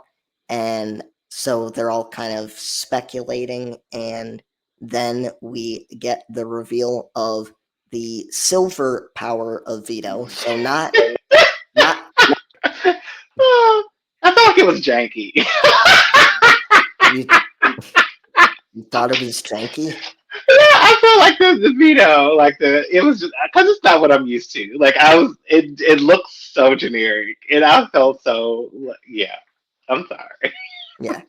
Yeah, I mean, like you said, they're kind of working it out as they go. So here we don't get the golden power of veto, which is what we're used to. We get the silver power of veto, and basically the way that this veto competition is set up is everybody's going to compete, including HOH, two nominees, and whoever wins the power of veto has the option to remove one of the nominees from the block. However, if one of the nominees wins the power of veto, they cannot remove themselves from the block. They can What? remove the person next to them, Like who but would they do that? cannot do that to themselves.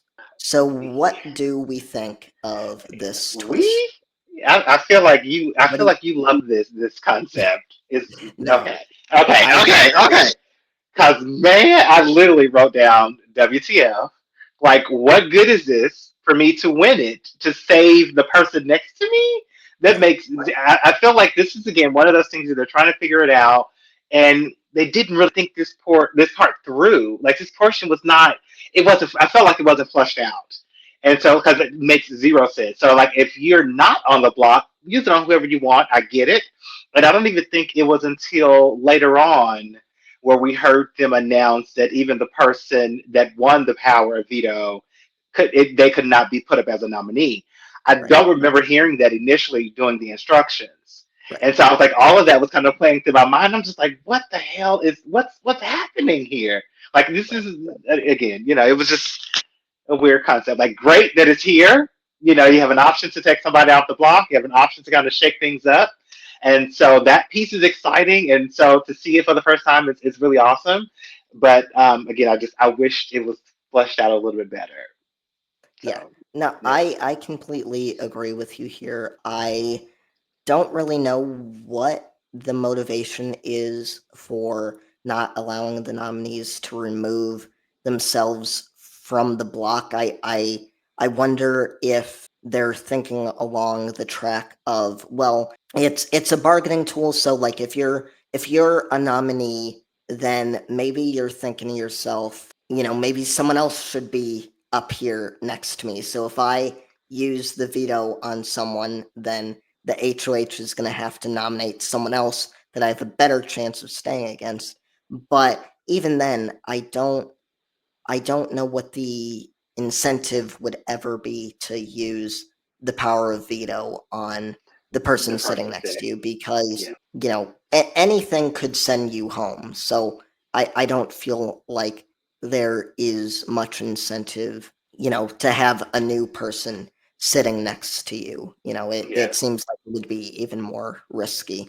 agree, agree. I guess with that, we can kind of go into the power of veto competition. Yeah, we basically have a situation where there's all of these cardboard cutouts of the different house guests, and they have to go and point like this laser gun thing Like, yeah, yeah. at the cardboard cutout that they want to target, and they have to say who they want to target and hit the mark in order to eliminate someone from the competition. Which again, and this is another one of those competitions that I love for being out in the open. Right. Like it's visible. Like I see you're targeting me. Like okay, I see you. You don't want me to got it. So you know, yeah, Yeah, I mean, I love similarly to the HOH competition that this is another one that is kind of laying all your cards out there. I think what is the most interesting about this first POV comp is that we get a lot of people that are throwing it. yes, And yes. with the way that this competition works, like you have to say the name of the person that you're trying to get out. So if you're trying to do that to yourself, then it's very very transparent what it is that you're doing, which I Mhm. thought was very interesting because it's something that we don't see a lot in modern Big Brother. But but I don't know. I probably would disagree with you on that Okay. because especially the first week in the house, the first probably even 2 weeks in the house, you get a lot of what we said initially. You don't know each other. You're Yeah. kind of voting with the house, and you don't want to rock the boat. I don't want to show my hands too soon. And so I know I personally I've seen a lot of that again, especially within the first week, of people not wanting to show their hand and not wanting to win these competitions or not be perceived as a beast at competitions. And so I don't know. I don't know about that one. Though. I don't know about that one.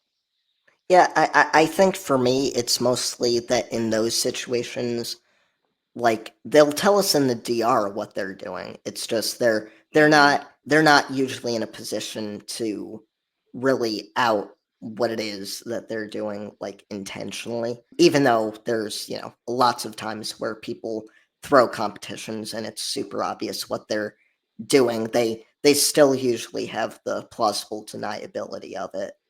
I got what you're saying. I got what you're saying. Versus this is out of your face. You're targeting yourself to not get it. Got it. Got it. I got what you're saying. But but I do take your point that obviously this is the first week and most people aren't gonna want to rock the boat. So it is a situation where it's not like people are going to really feel too much heat, I guess, Mm. for Yeah. making that decision. So I definitely see where you're coming from there. Yeah, so we don't really have to belabor the point too much. Okay. We get Jerry as Yeah. our first POV winners. And Yeah. this is kind of an interesting situation here Yeah. because we don't really know what it is that That Jerry is Jerry's going to do. like we've seen him as the teacher, but that's we've seen the alliance. We've seen a little bit of him, but have no clue what he's going to do with this, like his mindset. And not to mention, it was down to him and Marcellus to Right, win the competition. So, just yeah, no clue what it's going right. to do. Yeah, so we get Jerry here and we get some indication that he might want to liven things up a little bit and the episode doesn't end how the veto episodes typically end. We get a cliffhanger here. I do think when we've seen it in modern Big Brother where we have these veto episode cliffhangers that it's usually a little bit anticlimactic. And for people that watch the live feeds and certainly were watching at the time, this was probably a little anticlimactic. But I think given that this was the first one, the first time that this twist kind of was introduced here, that this cliffhanger kind of really works here. But I will say the effectiveness of this cliffhanger really doesn't work as much in the next episode Hmm. because we spend the entirety of it with this back and forth of is he going to do it? Is he not going to do it? So episode 4 was probably my least favorite episode of the bunch. Really? Yeah, Oh wow. Okay. Okay. Wow. Okay. We remember I had a break in between. right. I remember. I so what's interesting when I didn't remember what happened. So I ended episode 3. I got the cliffhanger. Episode 4 starts and I'm like thinking that we're at the eviction episode. And then we don't open with Julie and I'm like, "Huh, that's an interesting choice here." And we just kind of get into the show. And then as the episode goes on, I'm like, "Oh, okay. Like we're going to drag this out for a little bit. We're going to make a meal of this." But I sense that you had a different take on it, so I want to get your view. So no, no, no, no, no, no, no, no, no. So overall, I now looking at this episode and trying to sum it up or in its entirety, that I cannot do because all of it is going to just blend together for me. So I Yep, cannot yep, do that. yep. But I did not mind the back and forth. I Okay. did not. Like I enjoyed his realization, Jerry's. I Mhm. enjoyed the conflict and turmoil that was going on in the house about what his decision was going to be and how it was going to affect the rest of that. I enjoyed that. I feel like that's what the game needed.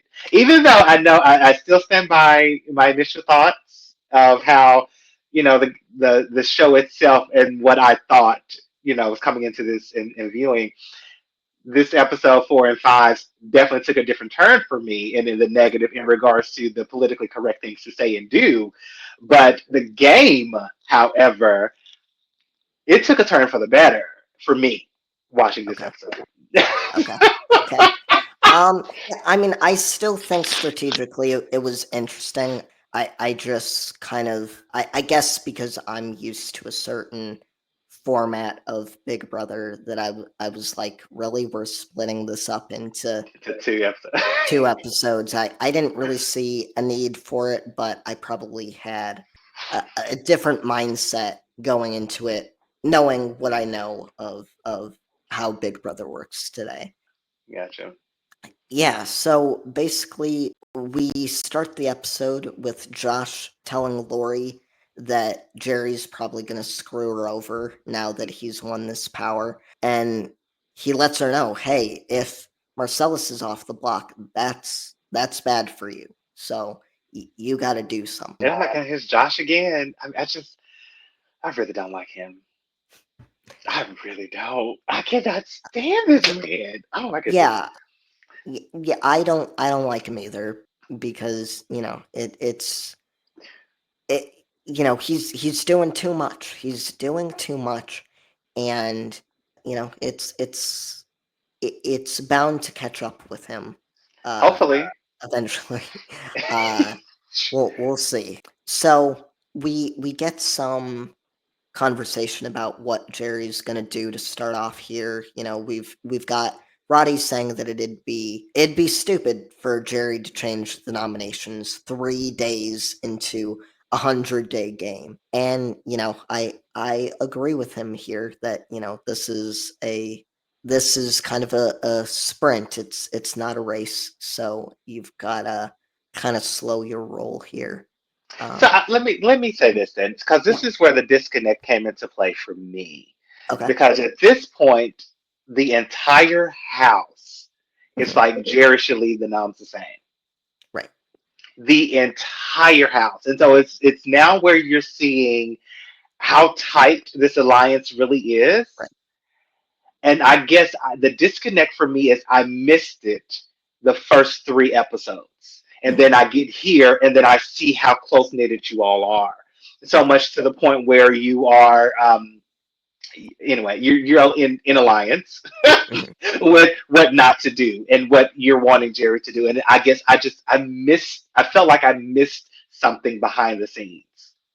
Yeah. So from the live feeds, it really seems like that attitude that Jerry had of being kind of the father of the house and we're all family is something that was really starting to grate on people's nerves. Hmm. So they were kind of phasing him out a little bit.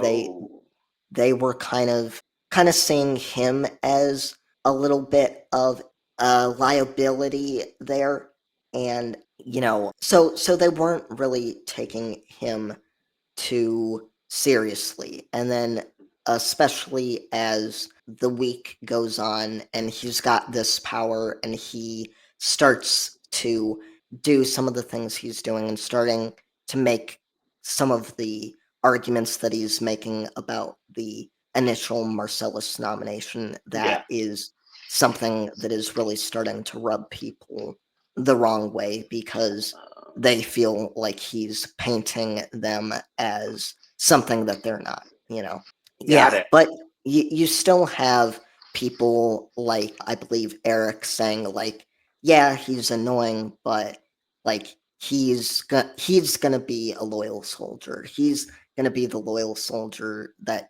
someone like Josh isn't going to be. But I think that this might also be why Josh was kind of able to skate by, is because they had a new enemy. So it's not like, Point. you know, Josh was able to kind of fly under the radar as much as Josh was able to fly under the radar, Which is typical. That is right? typical, and I forgot all about that. Forgot all about that.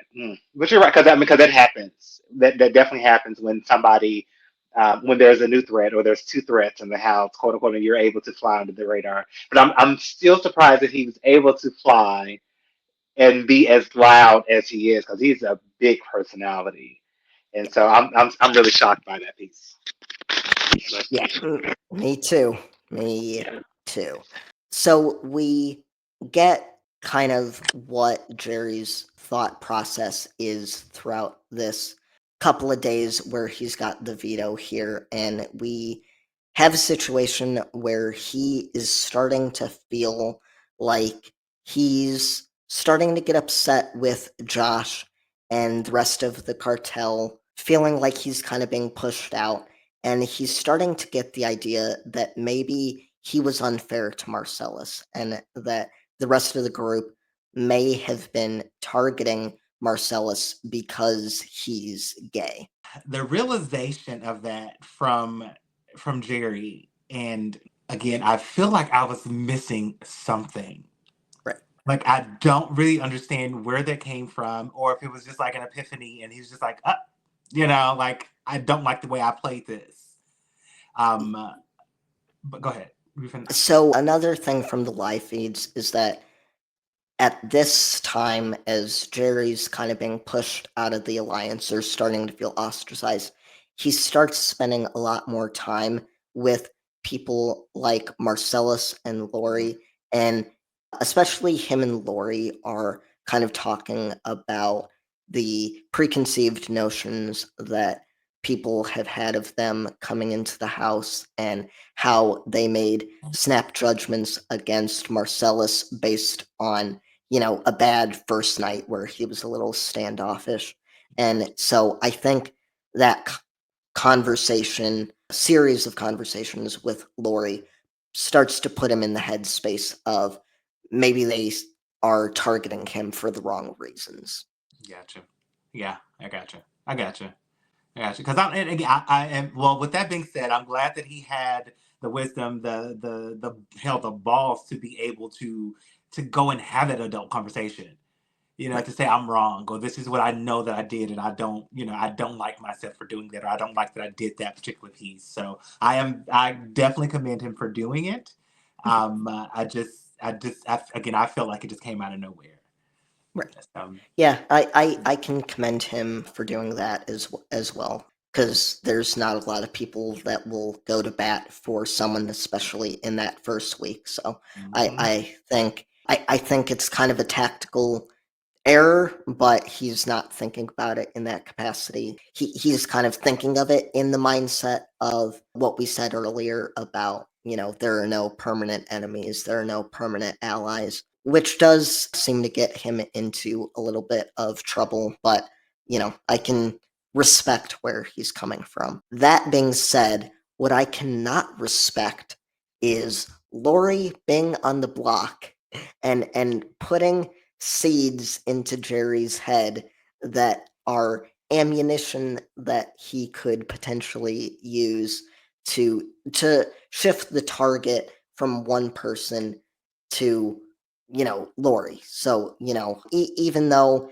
I respect what he did, going back to it as a tactical error, I don't love that Lori is the one that is also on the block and she's like doing nothing to save herself. She's not doing herself any favors here. But also That's yeah, she's operating under the assumption that she's safe. right. Like I hear all of this and I know this is happening around me, but I'm the pawn. Like like I'm safe. And I at least for me, I feel like that's why, because you're right. Right. There was not a lot of fight. There was not a lot of, like, hey, glad you did that and said that to him, but make sure you vote to keep me. Like she Right. didn't do any of that. And so yeah, I get what you're saying, but I also feel like she was probably operating that she was safe. Yeah. Yeah, that's a good point.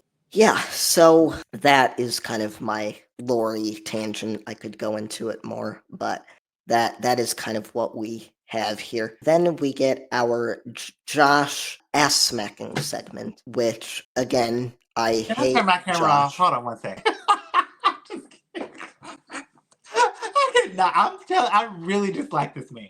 I dislike him. I really, really dislike him. Yeah, I don't like him either, and he says straight up, like, the women in the house don't like what I'm doing, but I do not care, and so I'm gonna keep doing it. Yeah, And even against Danielle, like, because I thought Danielle was about to lose it on him. Like, yeah, I was waiting on that. But yeah, no. Or even Marcellus. Like, I really thought that, but no, no, no. You guys let him get away with it. Like you just like no. Like we would have had a very stern conversation. Yeah. Like Oh yeah. like you don't do that. You don't do that. Like you just don't do that. So Don't yeah. do it. Don't do it, man. We get that followed up with a great segment about the different sides of Danielle, and we get Mhm. some great impressions, including her Tina Turner impression, which I really enjoy. So that was Did fun to you? see. So I'm starting not to like her. Like I did Okay. not like her in this episode. Like towards this Okay. point when she was doing it, because she was a lot to handle. Okay. Like, and I understand her. I got it, but she has a lot to say about everybody, Right. and I'm really shocked that it hasn't bitten her yet. Like I That am very very shocked. Very shocked. that That's a fair point. That is a very fair point. That's kind of another situation where, coming into the game, not understanding all the nuances of Mhm. like, hey, these people have to want to vote for you For you in the end. And you have to be able to get to the to end. survive. Yep.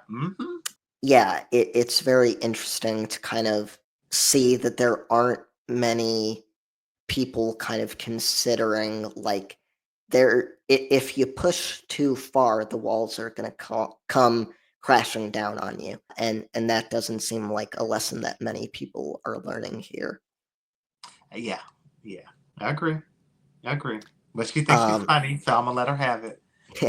I will say that Danielle probably gives me one of the first iconic moments of the season in the wash your damn hands fight that she has with Lori. I really enjoyed this as somebody that also wishes that people that are just touching things that I'm touching would wash their damn hands, Yeah. especially after the last 3 or 4 years that we've had.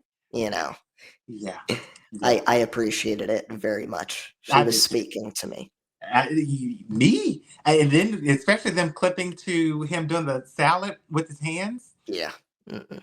That No I would have thanks. never allowed. I don't care if your hands are clean and washed. Like we, we would have had it out like right then and there. Like, dude, like I know there's some tongs over there. I know there's forks over there. Like, come on, you do not need to use your hands. Like, yeah. Mm-mm. So yeah, I would not. Yeah, but to see him come out of the bathroom, Yeah. yeah, no, No. that would have been Absolutely. that did deserve a house conversation.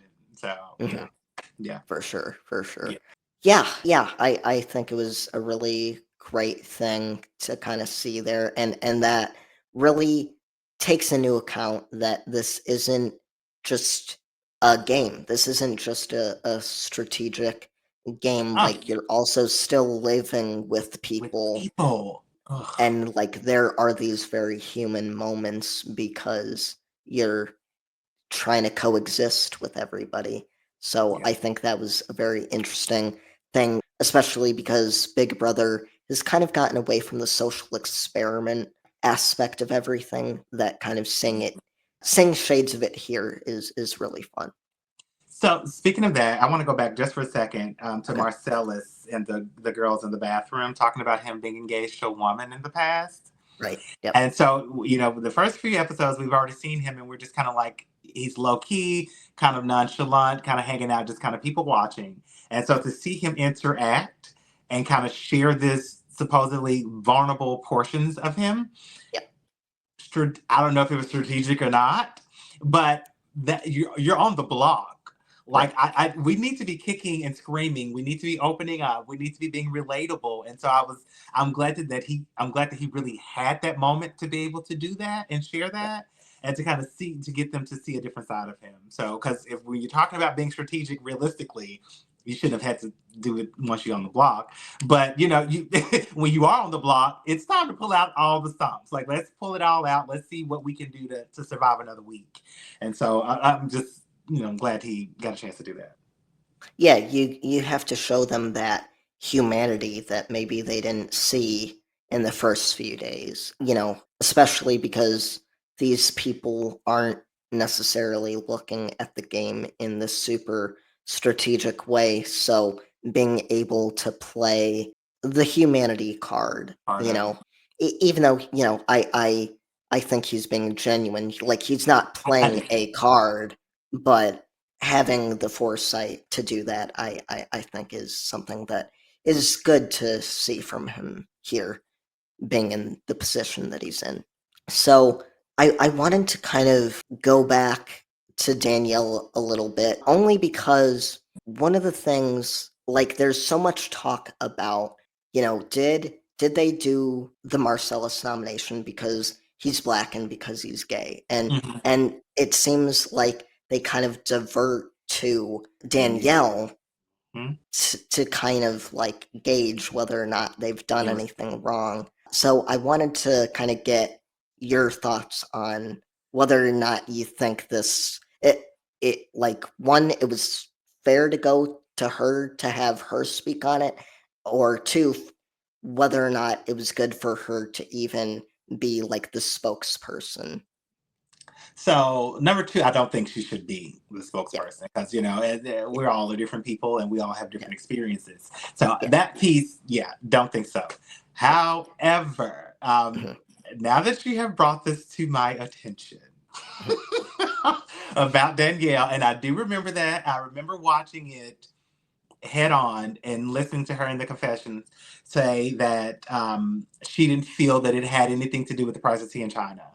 And I initially commended her for saying, like, let's take that aspect out. Like, bump what all you're talking about. Like, who cares about all that? Like, I'm here to win some money. Like, I'm here to play this game. Like, bump all that other stuff. Like, whatever. I don't think this and I don't think that. And so when I initially watched her confession, I was like, or confessional, I was just like, okay, way to go, Danielle. Like, that's it, girl. Get your money. Like, who cares about all this other stuff?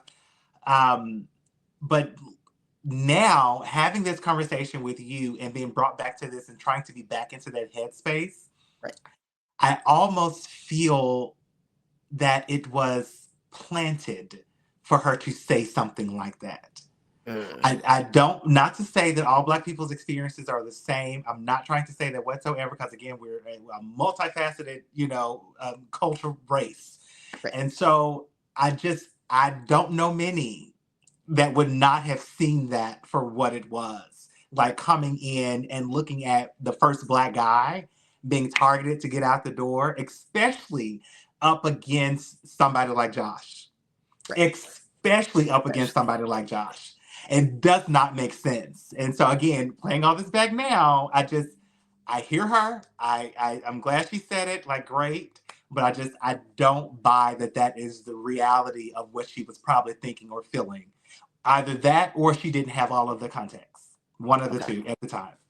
Editing is amazing. We've come to learn that. Right. Yeah, and that's a perspective that I didn't think about. Like, I took when she said, I don't think it's a race thing. I don't think it's a gay thing. I kind of took her at her word that that's what she believed, but it's very possible that she was just kind of trying not to make waves there, and she very much did think that it was a race thing, but she was just kind of trying to kind of save her own position in the game there. But that was in the confessional. So I'm like, but that True. was, so at that point, Right, yeah. so not I don't that know. not that I'm trying to have a debate. No, I know. No, I mean, we also know that Big Brother does kind of nudge people, and it's possible that they didn't want to get into trouble per se. So, if they can have this person say this and then, maybe they think that makes them look good. I personally don't think that it does. yeah, it's a very kind of interesting situation there that didn't quite sit well with me because I didn't feel like she should be speaking for Or someone that's on the block. Like, you know, mm-hmm. because you don't know what they're feeling and what their At all. experience Mhm. is, like you said. So, And not to mention even taking Marcella's perspective, even taking Danielle's perspective completely out of the equation. mhm, Let's remove it. yeah, Jerry said what he saw. Jerry said what he felt and what he did in that moment. right, And so I'm like, for me, there is no argument at that point. He literally said what he said. You know what I mean? He said it. And so, right. like, making a predetermined decision and I went with it because of this. Like, these are your thoughts, these are your feelings. And so you can't argue with that, you know? Yeah, yeah, for sure, for sure. Yeah. Good So, question. Good question. thank you. Um,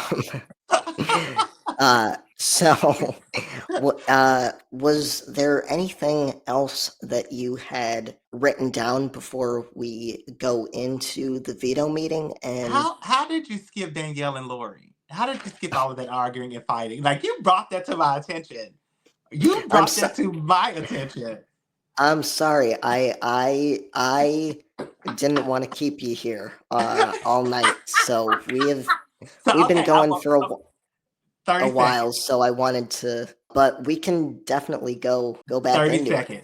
30 Okay, seconds. go ahead. 30 seconds. I, Go I ahead. I know you're proud of Danielle and her making a stance on this whole no washing your hands thing. But I do think that conversation between her and Lori, I mean, it blew out of proportion Yeah, very, very quickly. And the Lori's response, I almost felt again like I missed something. something. And I was just like, I don't know what the hell was going on because I feel like she just went from 0 to 60 out of nowhere. And I could not understand why. So, was there something going on with that on the live feeds? As far as I know, she was behaving kind of erratically, at least to the other house guests. She, I believe, kind of up and down when it came to her emotions. So I think with a majority of the house, the fact that she was kind of the first because she's the one that's kind of like, all right, who's the spokesperson? Let's Mhm. get this going. So she's really the one that kind of starts this argument here. I think it was kind of a matter of days kind of bubbling up Uh, of feeling like she's being a little volatile, that yeah, Danielle was just kind of like, okay, I'm tired of this like lady. yeah, Let's put her in her place. gotcha. Okay. But that was a good fight scene. That was like not a fight, but there was some good argument. Like that makes for It's some good TV. great TV. Great Great. TV. Absolutely. 10 out of 10, no notes. So we, after some hemming and hawing, we get to the veto meeting. We get to the big decision that has been weighing on Jerry's mind for this entire episode. And he basically opens up the speech saying, I didn't know your heart. I didn't know what was inside you. I made this judgment. And Mhm. he says, let he who is without sin cast the first stone, Lord. and ultimately makes the decision to use the veto on Marcellas, to the surprise of really nobody, I think at this point, which puts Lisa in the position of having to name a replacement and quickly is able to nominate Amy, who is very happy to Like take that what? spot. Yeah. Yeah, yeah, I'm not a fan I either. am not. Yeah. Like She's no one of those people where it's like, what, why are you here? Why are you taking the spot? You know who she reminds me of? It's Jasmine Oh, from from One Day. BB24. Oh my gosh, she is so annoying. Yeah, well, this is a little bit of blindside butterbeans Yeah. going on here.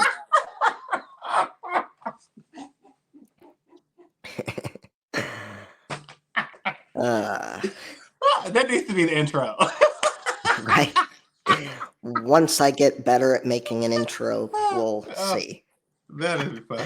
Yeah, so what do you ultimately we talked a little bit about Jerry's thoughts kind of going into this decision. Ultimately, do you think this was the right move? Do you think Lisa made the right move in putting Amy up as a replacement nominee? So, do I think this was the right move for Jerry? Yeah. So no, Yes. I No. from gameplay, no, Okay. Again, I think Yeah. he shifted from gameplay to personal, Yeah. and when you do that, you lose. Like what you said, you have your blinders on, you lose perspective, and Yeah. so gameplay wise, I do not think it was the best move for him. Also, at least for this week, Yeah. at least for this week, because if he had the opportunity to shift the house to get the other half of the house with him, to be able Right. to get out people like Josh, and I probably wouldn't even be in alliance with Lisa, to be honest with you. Josh and Lisa just kind of rub me the wrong when it comes about gameplay. Mhm. I would deal with Amy over Lisa and Mhm. in regards to an alliance. And so I think if had Jerry not used it, team up with them for as long as you can to build up something else next week to overtake the house would have been a better gameplay. For Lisa, on the other hand, yeah. I mean, because you don't care about Amy, who cares? You can't take Lori off, and you think Josh is in this alliance with you. Me personally, Right. I would have definitely put Josh ass up there quickly. But from Uh-huh. Elisa's perspective, I yeah, like it would not have mattered other than Josh. It would not have mattered who else she really put up there. Okay. Yeah, I ultimately agree. Yeah, Jerry, tactical mistake here. Should have stayed with the cartel as long as he possibly could have. And then, yeah, and then Amy, perfect replacement pawn. At this point, once Marcellas comes off the block, basically Lori's fate is sealed. So even though Josh would have probably been a better move, the fact of the matter is she's not making waves by putting up Amy. So this was a perfectly fine move for her. Yeah, I will say I found it interesting that both of them found that they were safe. They felt that they were safe, Lori as well as Amy. And I was hoping Amy went home. Honestly, like I Right. was just like, because at this point I was just like, like you're thinking you're safe and you're excited about getting on the block. So I'm like, I hope you go home. I was just like okay, just like because it's stupid. Like Yeah. who wants to be excited about being on the block? Right. So No, I totally agree with you there. Yeah, and it would have been a situation where if we couldn't get rid of Josh, we could at least get rid of someone that's, not giving us anything yeah, except cheese. yeah, Except more cheese cheese. and booze. So Yeah. it is what it is. So with that, we head into finally our eviction episode. All We righty. we head into it with a DR from Jerry who says he's feeling good about his decision and he will leave this house a richer man than he came in. So yeah, So good, one second, good. I want to go back Yeah, quick. okay. What's up with the iguana? There was a live iguana in this house, correct? I believe there is. Yeah, they did. I think this is pre fish. I don't know if they had a fish tank, but yeah, they've always had some kind of Animal in pet the. in the house. Yeah. You know what? Now that you said the word pet, I can see that being a thing for the house to take care of and to bond over. Yeah. So okay, that makes a little bit more sense. Iguana, I'm not. I don't do reptiles because that would have been a hell Yeah. no I, for me. yeah. I mean, I think with the way the house guests treat the fish, I am very surprised that they still like allow any type of animal in the house. And Big Brother has had issues with PETA before. So Oh I'm surprised that they allow any animals in the Big Brother house. well, the iguana should not be there. No, no. So basically, then we get some other conversations, some kind of fallout from the decision that Jerry has made. I think it's important to note at this point that a lot of the dissension, or a lot of what is pushing Jerry out of the cartel, is the fact that you've got three younger guys like Roddy and Eric, and at this point, I still think Josh is kind of in that mix there. Yeah, I They're definitely. all starting to bond. Yeah, and then we've got a lot of these younger women, such as Lisa, Kiara, and Tanya, kind of creating their faction. So we've got another kind of battle of the sexes thing Yeah, kind of yeah, going on here. yeah. Um, But they were making sense. right, Because this is back to gameplay. Because the guys were strategizing, wanting to, determine which girl they were going to get sent home first. right, And then the same thing with the girls. It's just like, we're looking at this alliance. They're going to pick us off one by one. And so I'm just right, like, I'm very glad to hear that, because I'm like, all of that is true. You got to right, talk gameplay, and you also have to be realistic. Like, okay, like if we don't have each other's back, then one of us are going home. right. Like they're going to pick us off. Right. So And there's a lot of talk on the live feeds in the early days of the game of, even though these guys are showmancing these women, they're like, oh yeah, I'll drop her. yeah. I'll drop her at, like that. Yeah, so then we go back to the studio and we get to see Miss Julie Chen for the night, and she talks with the house guest for a little bit. She asks Marcellas what he thinks of the twists, and of course, he says he loves it. And she asks Jerry if he regrets his decision, and of course, he does not. Of course. And I mean, why would you? why would you? Why Mhm. would you? And then we cut to commercial, and what's interesting about this season of Big Brother, or rather this era of Big Brother, is that we do not get live diary room votes. So we Yeah. just get these DR Mhm. packages where Mhm. they cast their vote there. So what do you think? Hate it. I You hate hate that. it. You I hate it. Okay. hate it. I absolutely hate that. I Okay. am not a fan of this whatsoever, of this pre-recorded voting system. Okay. And honestly, I don't even know if I have a real rhyme or reason other than what I was initially introduced to.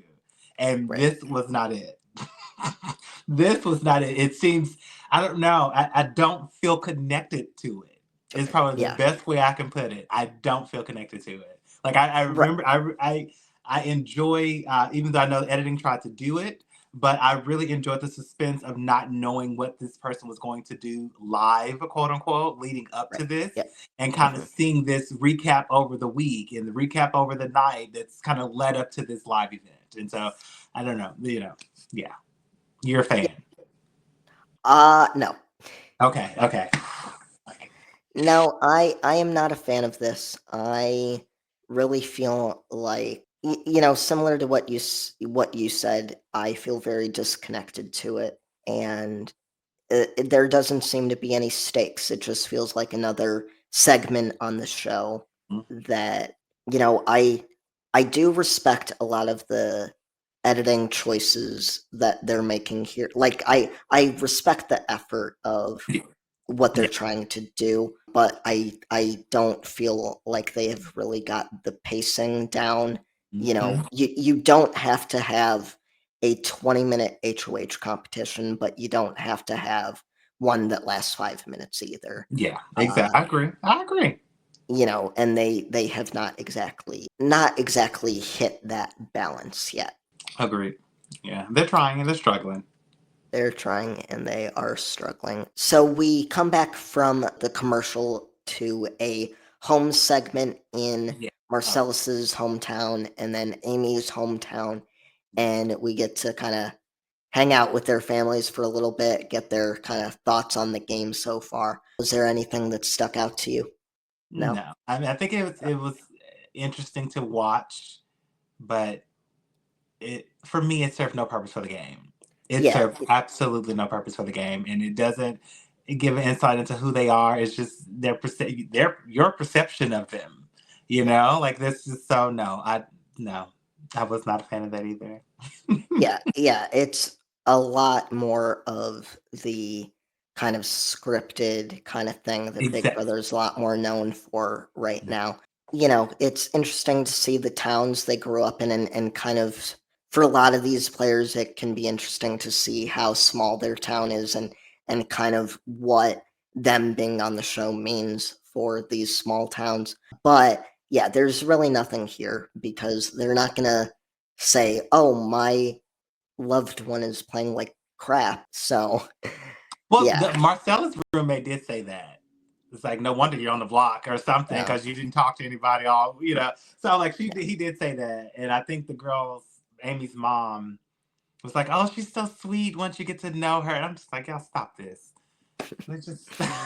uh, yeah, right. So then we go to the HOH bedroom where Lisa is Yeah. there away from the house guests where they can't hear her at all Uh-huh. whatsoever in Yeah. this small ass house Yes. to kind of hear her thoughts on the week. Uh-huh. So Um, no, I loved it. And I yeah, wish that they would bring this back. me too. Me So too. because for people like me that don't necessarily watch the live feeds, Yeah. this gives you a perspective of what the head of household is thinking or feeling real time. Yep. And Completely. and so how they're running the house or how they ran the house, like what was truly their intentions. And then you're doing it with supposedly, no one else can hear you. So it should be genuine. It should be unprompted. It should be that natural reaction. And so Yep. I wish they would bring this back.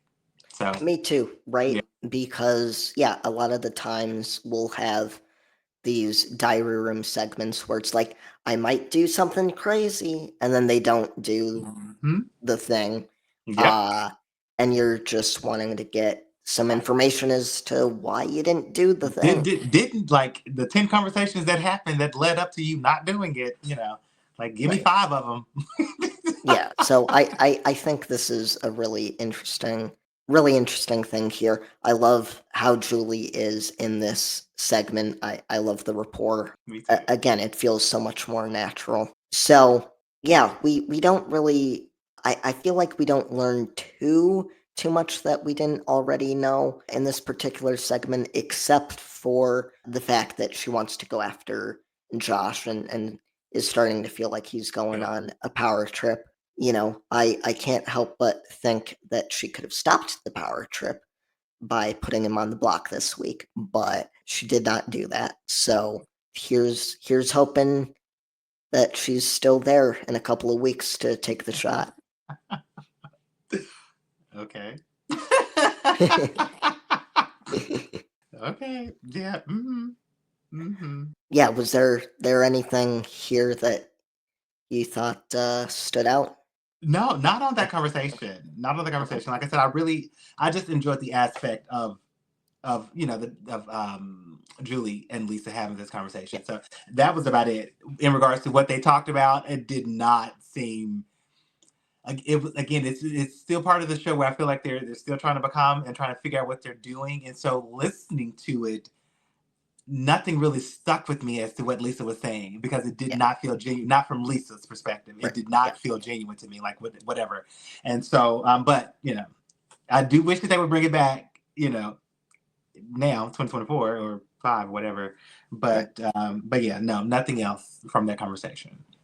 All right. Well, yeah, basically, then we cut to another commercial. At this point, I feel like we are at a 4-4 tie with where the vote is at, but it doesn't matter because we don't have to wait too long because when we come back from commercial, we get the vote and Lori is evicted by a vote of 5-4. Cool. Yeah. Yeah. Uh, yeah, no surprises there. I think that the few people that voted for Amy were, I believe, Josh, Jason, Danielle, and I Jerry. think Jerry. so. That is an interesting kind of breakup of the vote there, Yeah. and hopefully we'll get a little bit more context there. I was surprised that Marcellas voted for Lori to go. That Mhm. was a surprise to me. Out of everything on this episode, like that was true. Like I had to go back because I wrote their names down and who voted for whom, and I was like, wait a second. I was like, Marcellas voted for Lori. I was like, wait a second. Like that does not make sense to me. And so, because I thought their bond was a little bit different, and I didn't know if he had that with Amy or not. And so that Yeah, one.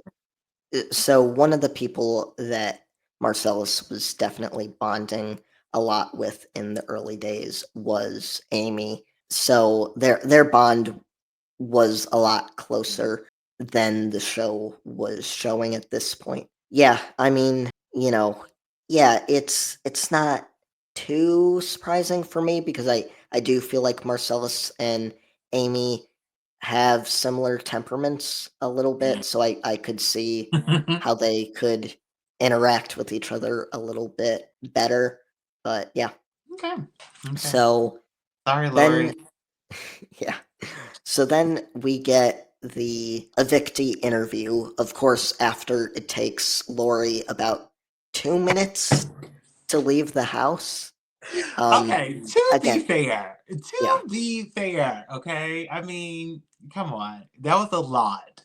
I mean, I mhm, understand you walk out of the house, you're on this lot, and there's another building in front of you. There's right, cameras around watching you. Like, nobody says go into that building. right. No, I agree with you. I was saying even just the time it Oh, took it's for her funny. to leave the house, it was kind of another pacing issue that they hadn't quite tied down. But yeah, no, I totally agree I just thought it that was funny. the setup of the studio in relation to the house, I would be very confused and not really know which way was, left, right, up, down. Yeah. Um, so I can sympathize with her a little bit. But she finds her way to the studio and she sits down with Julie, and Julie asks her, are you surprised at all? And she's like, nope, a lot of my friends thought I'd be the first one out. But she says she's not disappointed in anyone. Things don't always go the way that you want. She leaves very much the way that she played the game, which is to say that she does not care very much. And then, what was there anything that stood out to you? No. Okay. No, not with that. No, Yeah. no, because that was cut and dry. So we do learn from Julie that this is not the last we will be seeing of Lori. We will see her again at the finale because she is a part of the Big Brother jury. Mm. So we have a situation in this first couple of seasons where every single evicted house guest is on the jury, and we do not have a sequestered jury, so they will get to go home and watch the show in real time. And yeah, Yeah, that which I think is fair. I mean, I don't know about watching the show, but I think it is fair to have the entire house because how you treated me, my mhm. vote counts, or at least it should. And so I think that's awesome. Yeah, everyone should have a vote, in Okay. my opinion. So you will be surprised to learn that I don't like this, Yeah, it's on your face. right? Um, yeah, I no, I pretty much hate this because I don't like the idea of because this is a 3-month game, and I get what you're saying, but I also kind of feel like by the point we get to the end of the game that so much has happened, and that person that you dealt with on day 3 isn't there anymore. They've navigated the game hopefully in a better way in 80 some days, that I really don't feel like they played the same game. Like, you played a week, whereas I played 80 days, and it was a lot harder to play those 80 days. Like, I don't feel like Your vote should count. your vote should count as much, you know? Fair point. Fair point. finally, we end the episode with an HOH competition where essentially they have to answer a series of questions related to things that happened in the house, and you have to answer with the room that answers the question. And they have a bunch of different props that represent the different houses, rooms in the house. I, I do like a lot of these HOH competitions that we see in these early seasons. I like the simplicity of them, but this one was, nothing to write home about for me. And I don't like the fact that you have to like really think about what prop represents what room. I feel like there's a little too much going on here that makes it a little too confusing. So I agree with you in regards to the game. I mean, I think it was something else that probably wasn't truly thought out or low budgeted is probably the best way to put it, because that's what it really felt like to me. It felt childlike. But what really made this game for me is Julie. I was like, she was so real and raw. Like, don't touch anything until I say so. Yeah. Oh, that was so weird. Put it That down. was Put it down. That was so weird because nowadays she's waiting for them to give an answer. Lock in your answers. So again, it doesn't matter if you know that their answer is locked in before everybody else. So I'm telling you, this Julie, I'm loving. Yeah. She is taking no bullshit. None. Like Marcellas, you're a little early on that one. I was like, damn. I was like, damn, like Julie don't play. Like, put it down. So she is what made the game for me. Other than that, I could have cared less. Yeah. You know. I agree with you. I do like these trivia competitions, and I like kind of getting to see who goes out in each round. But yeah, there was nothing to write home about here for me until we get our winner, our new HOH for the week, Marcellas. Yes. From being on the block to having the most important position in the house. So it is going to be very interesting in these next batch of episodes to see what it is that he does with this power. I will say I was shocked. I think that it's karma at its best. And he's another one we really don't know what he's truly thinking, and at least not that I've seen. Right. And so who he's gonna put up and nominate, I know I sound like Julie, but but who he's gonna put up and like I'm here for this one. I'm here for this week. Yeah.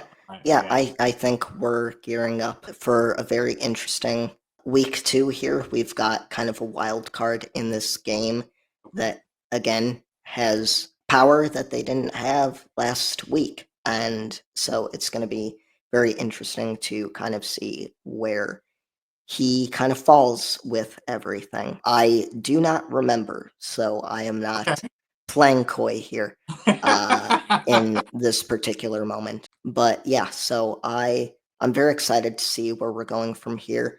What, if anything, out of everything we've talked about, do you have any final thoughts on the week? No. Well, let me not say that. I think that the game now is about to be interesting for me. And again, I just only because I'm very interested to know what Marcellas is about to do. Yeah. Because I'm like, you have other people in the house. You started your social game with the people in the house. And so you could potentially target somebody like Josh. And so, and truly get them out the house. And so or you could put up Lisa easily. You put me up, so I'm putting you up type thing. And so I'm final thoughts on this week. A little rocky to start. I know Big Brother's still trying to figure it out. Just, good and bad.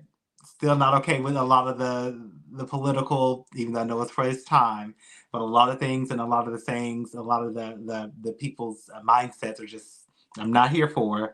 But gameplay wise, I think I'm ready.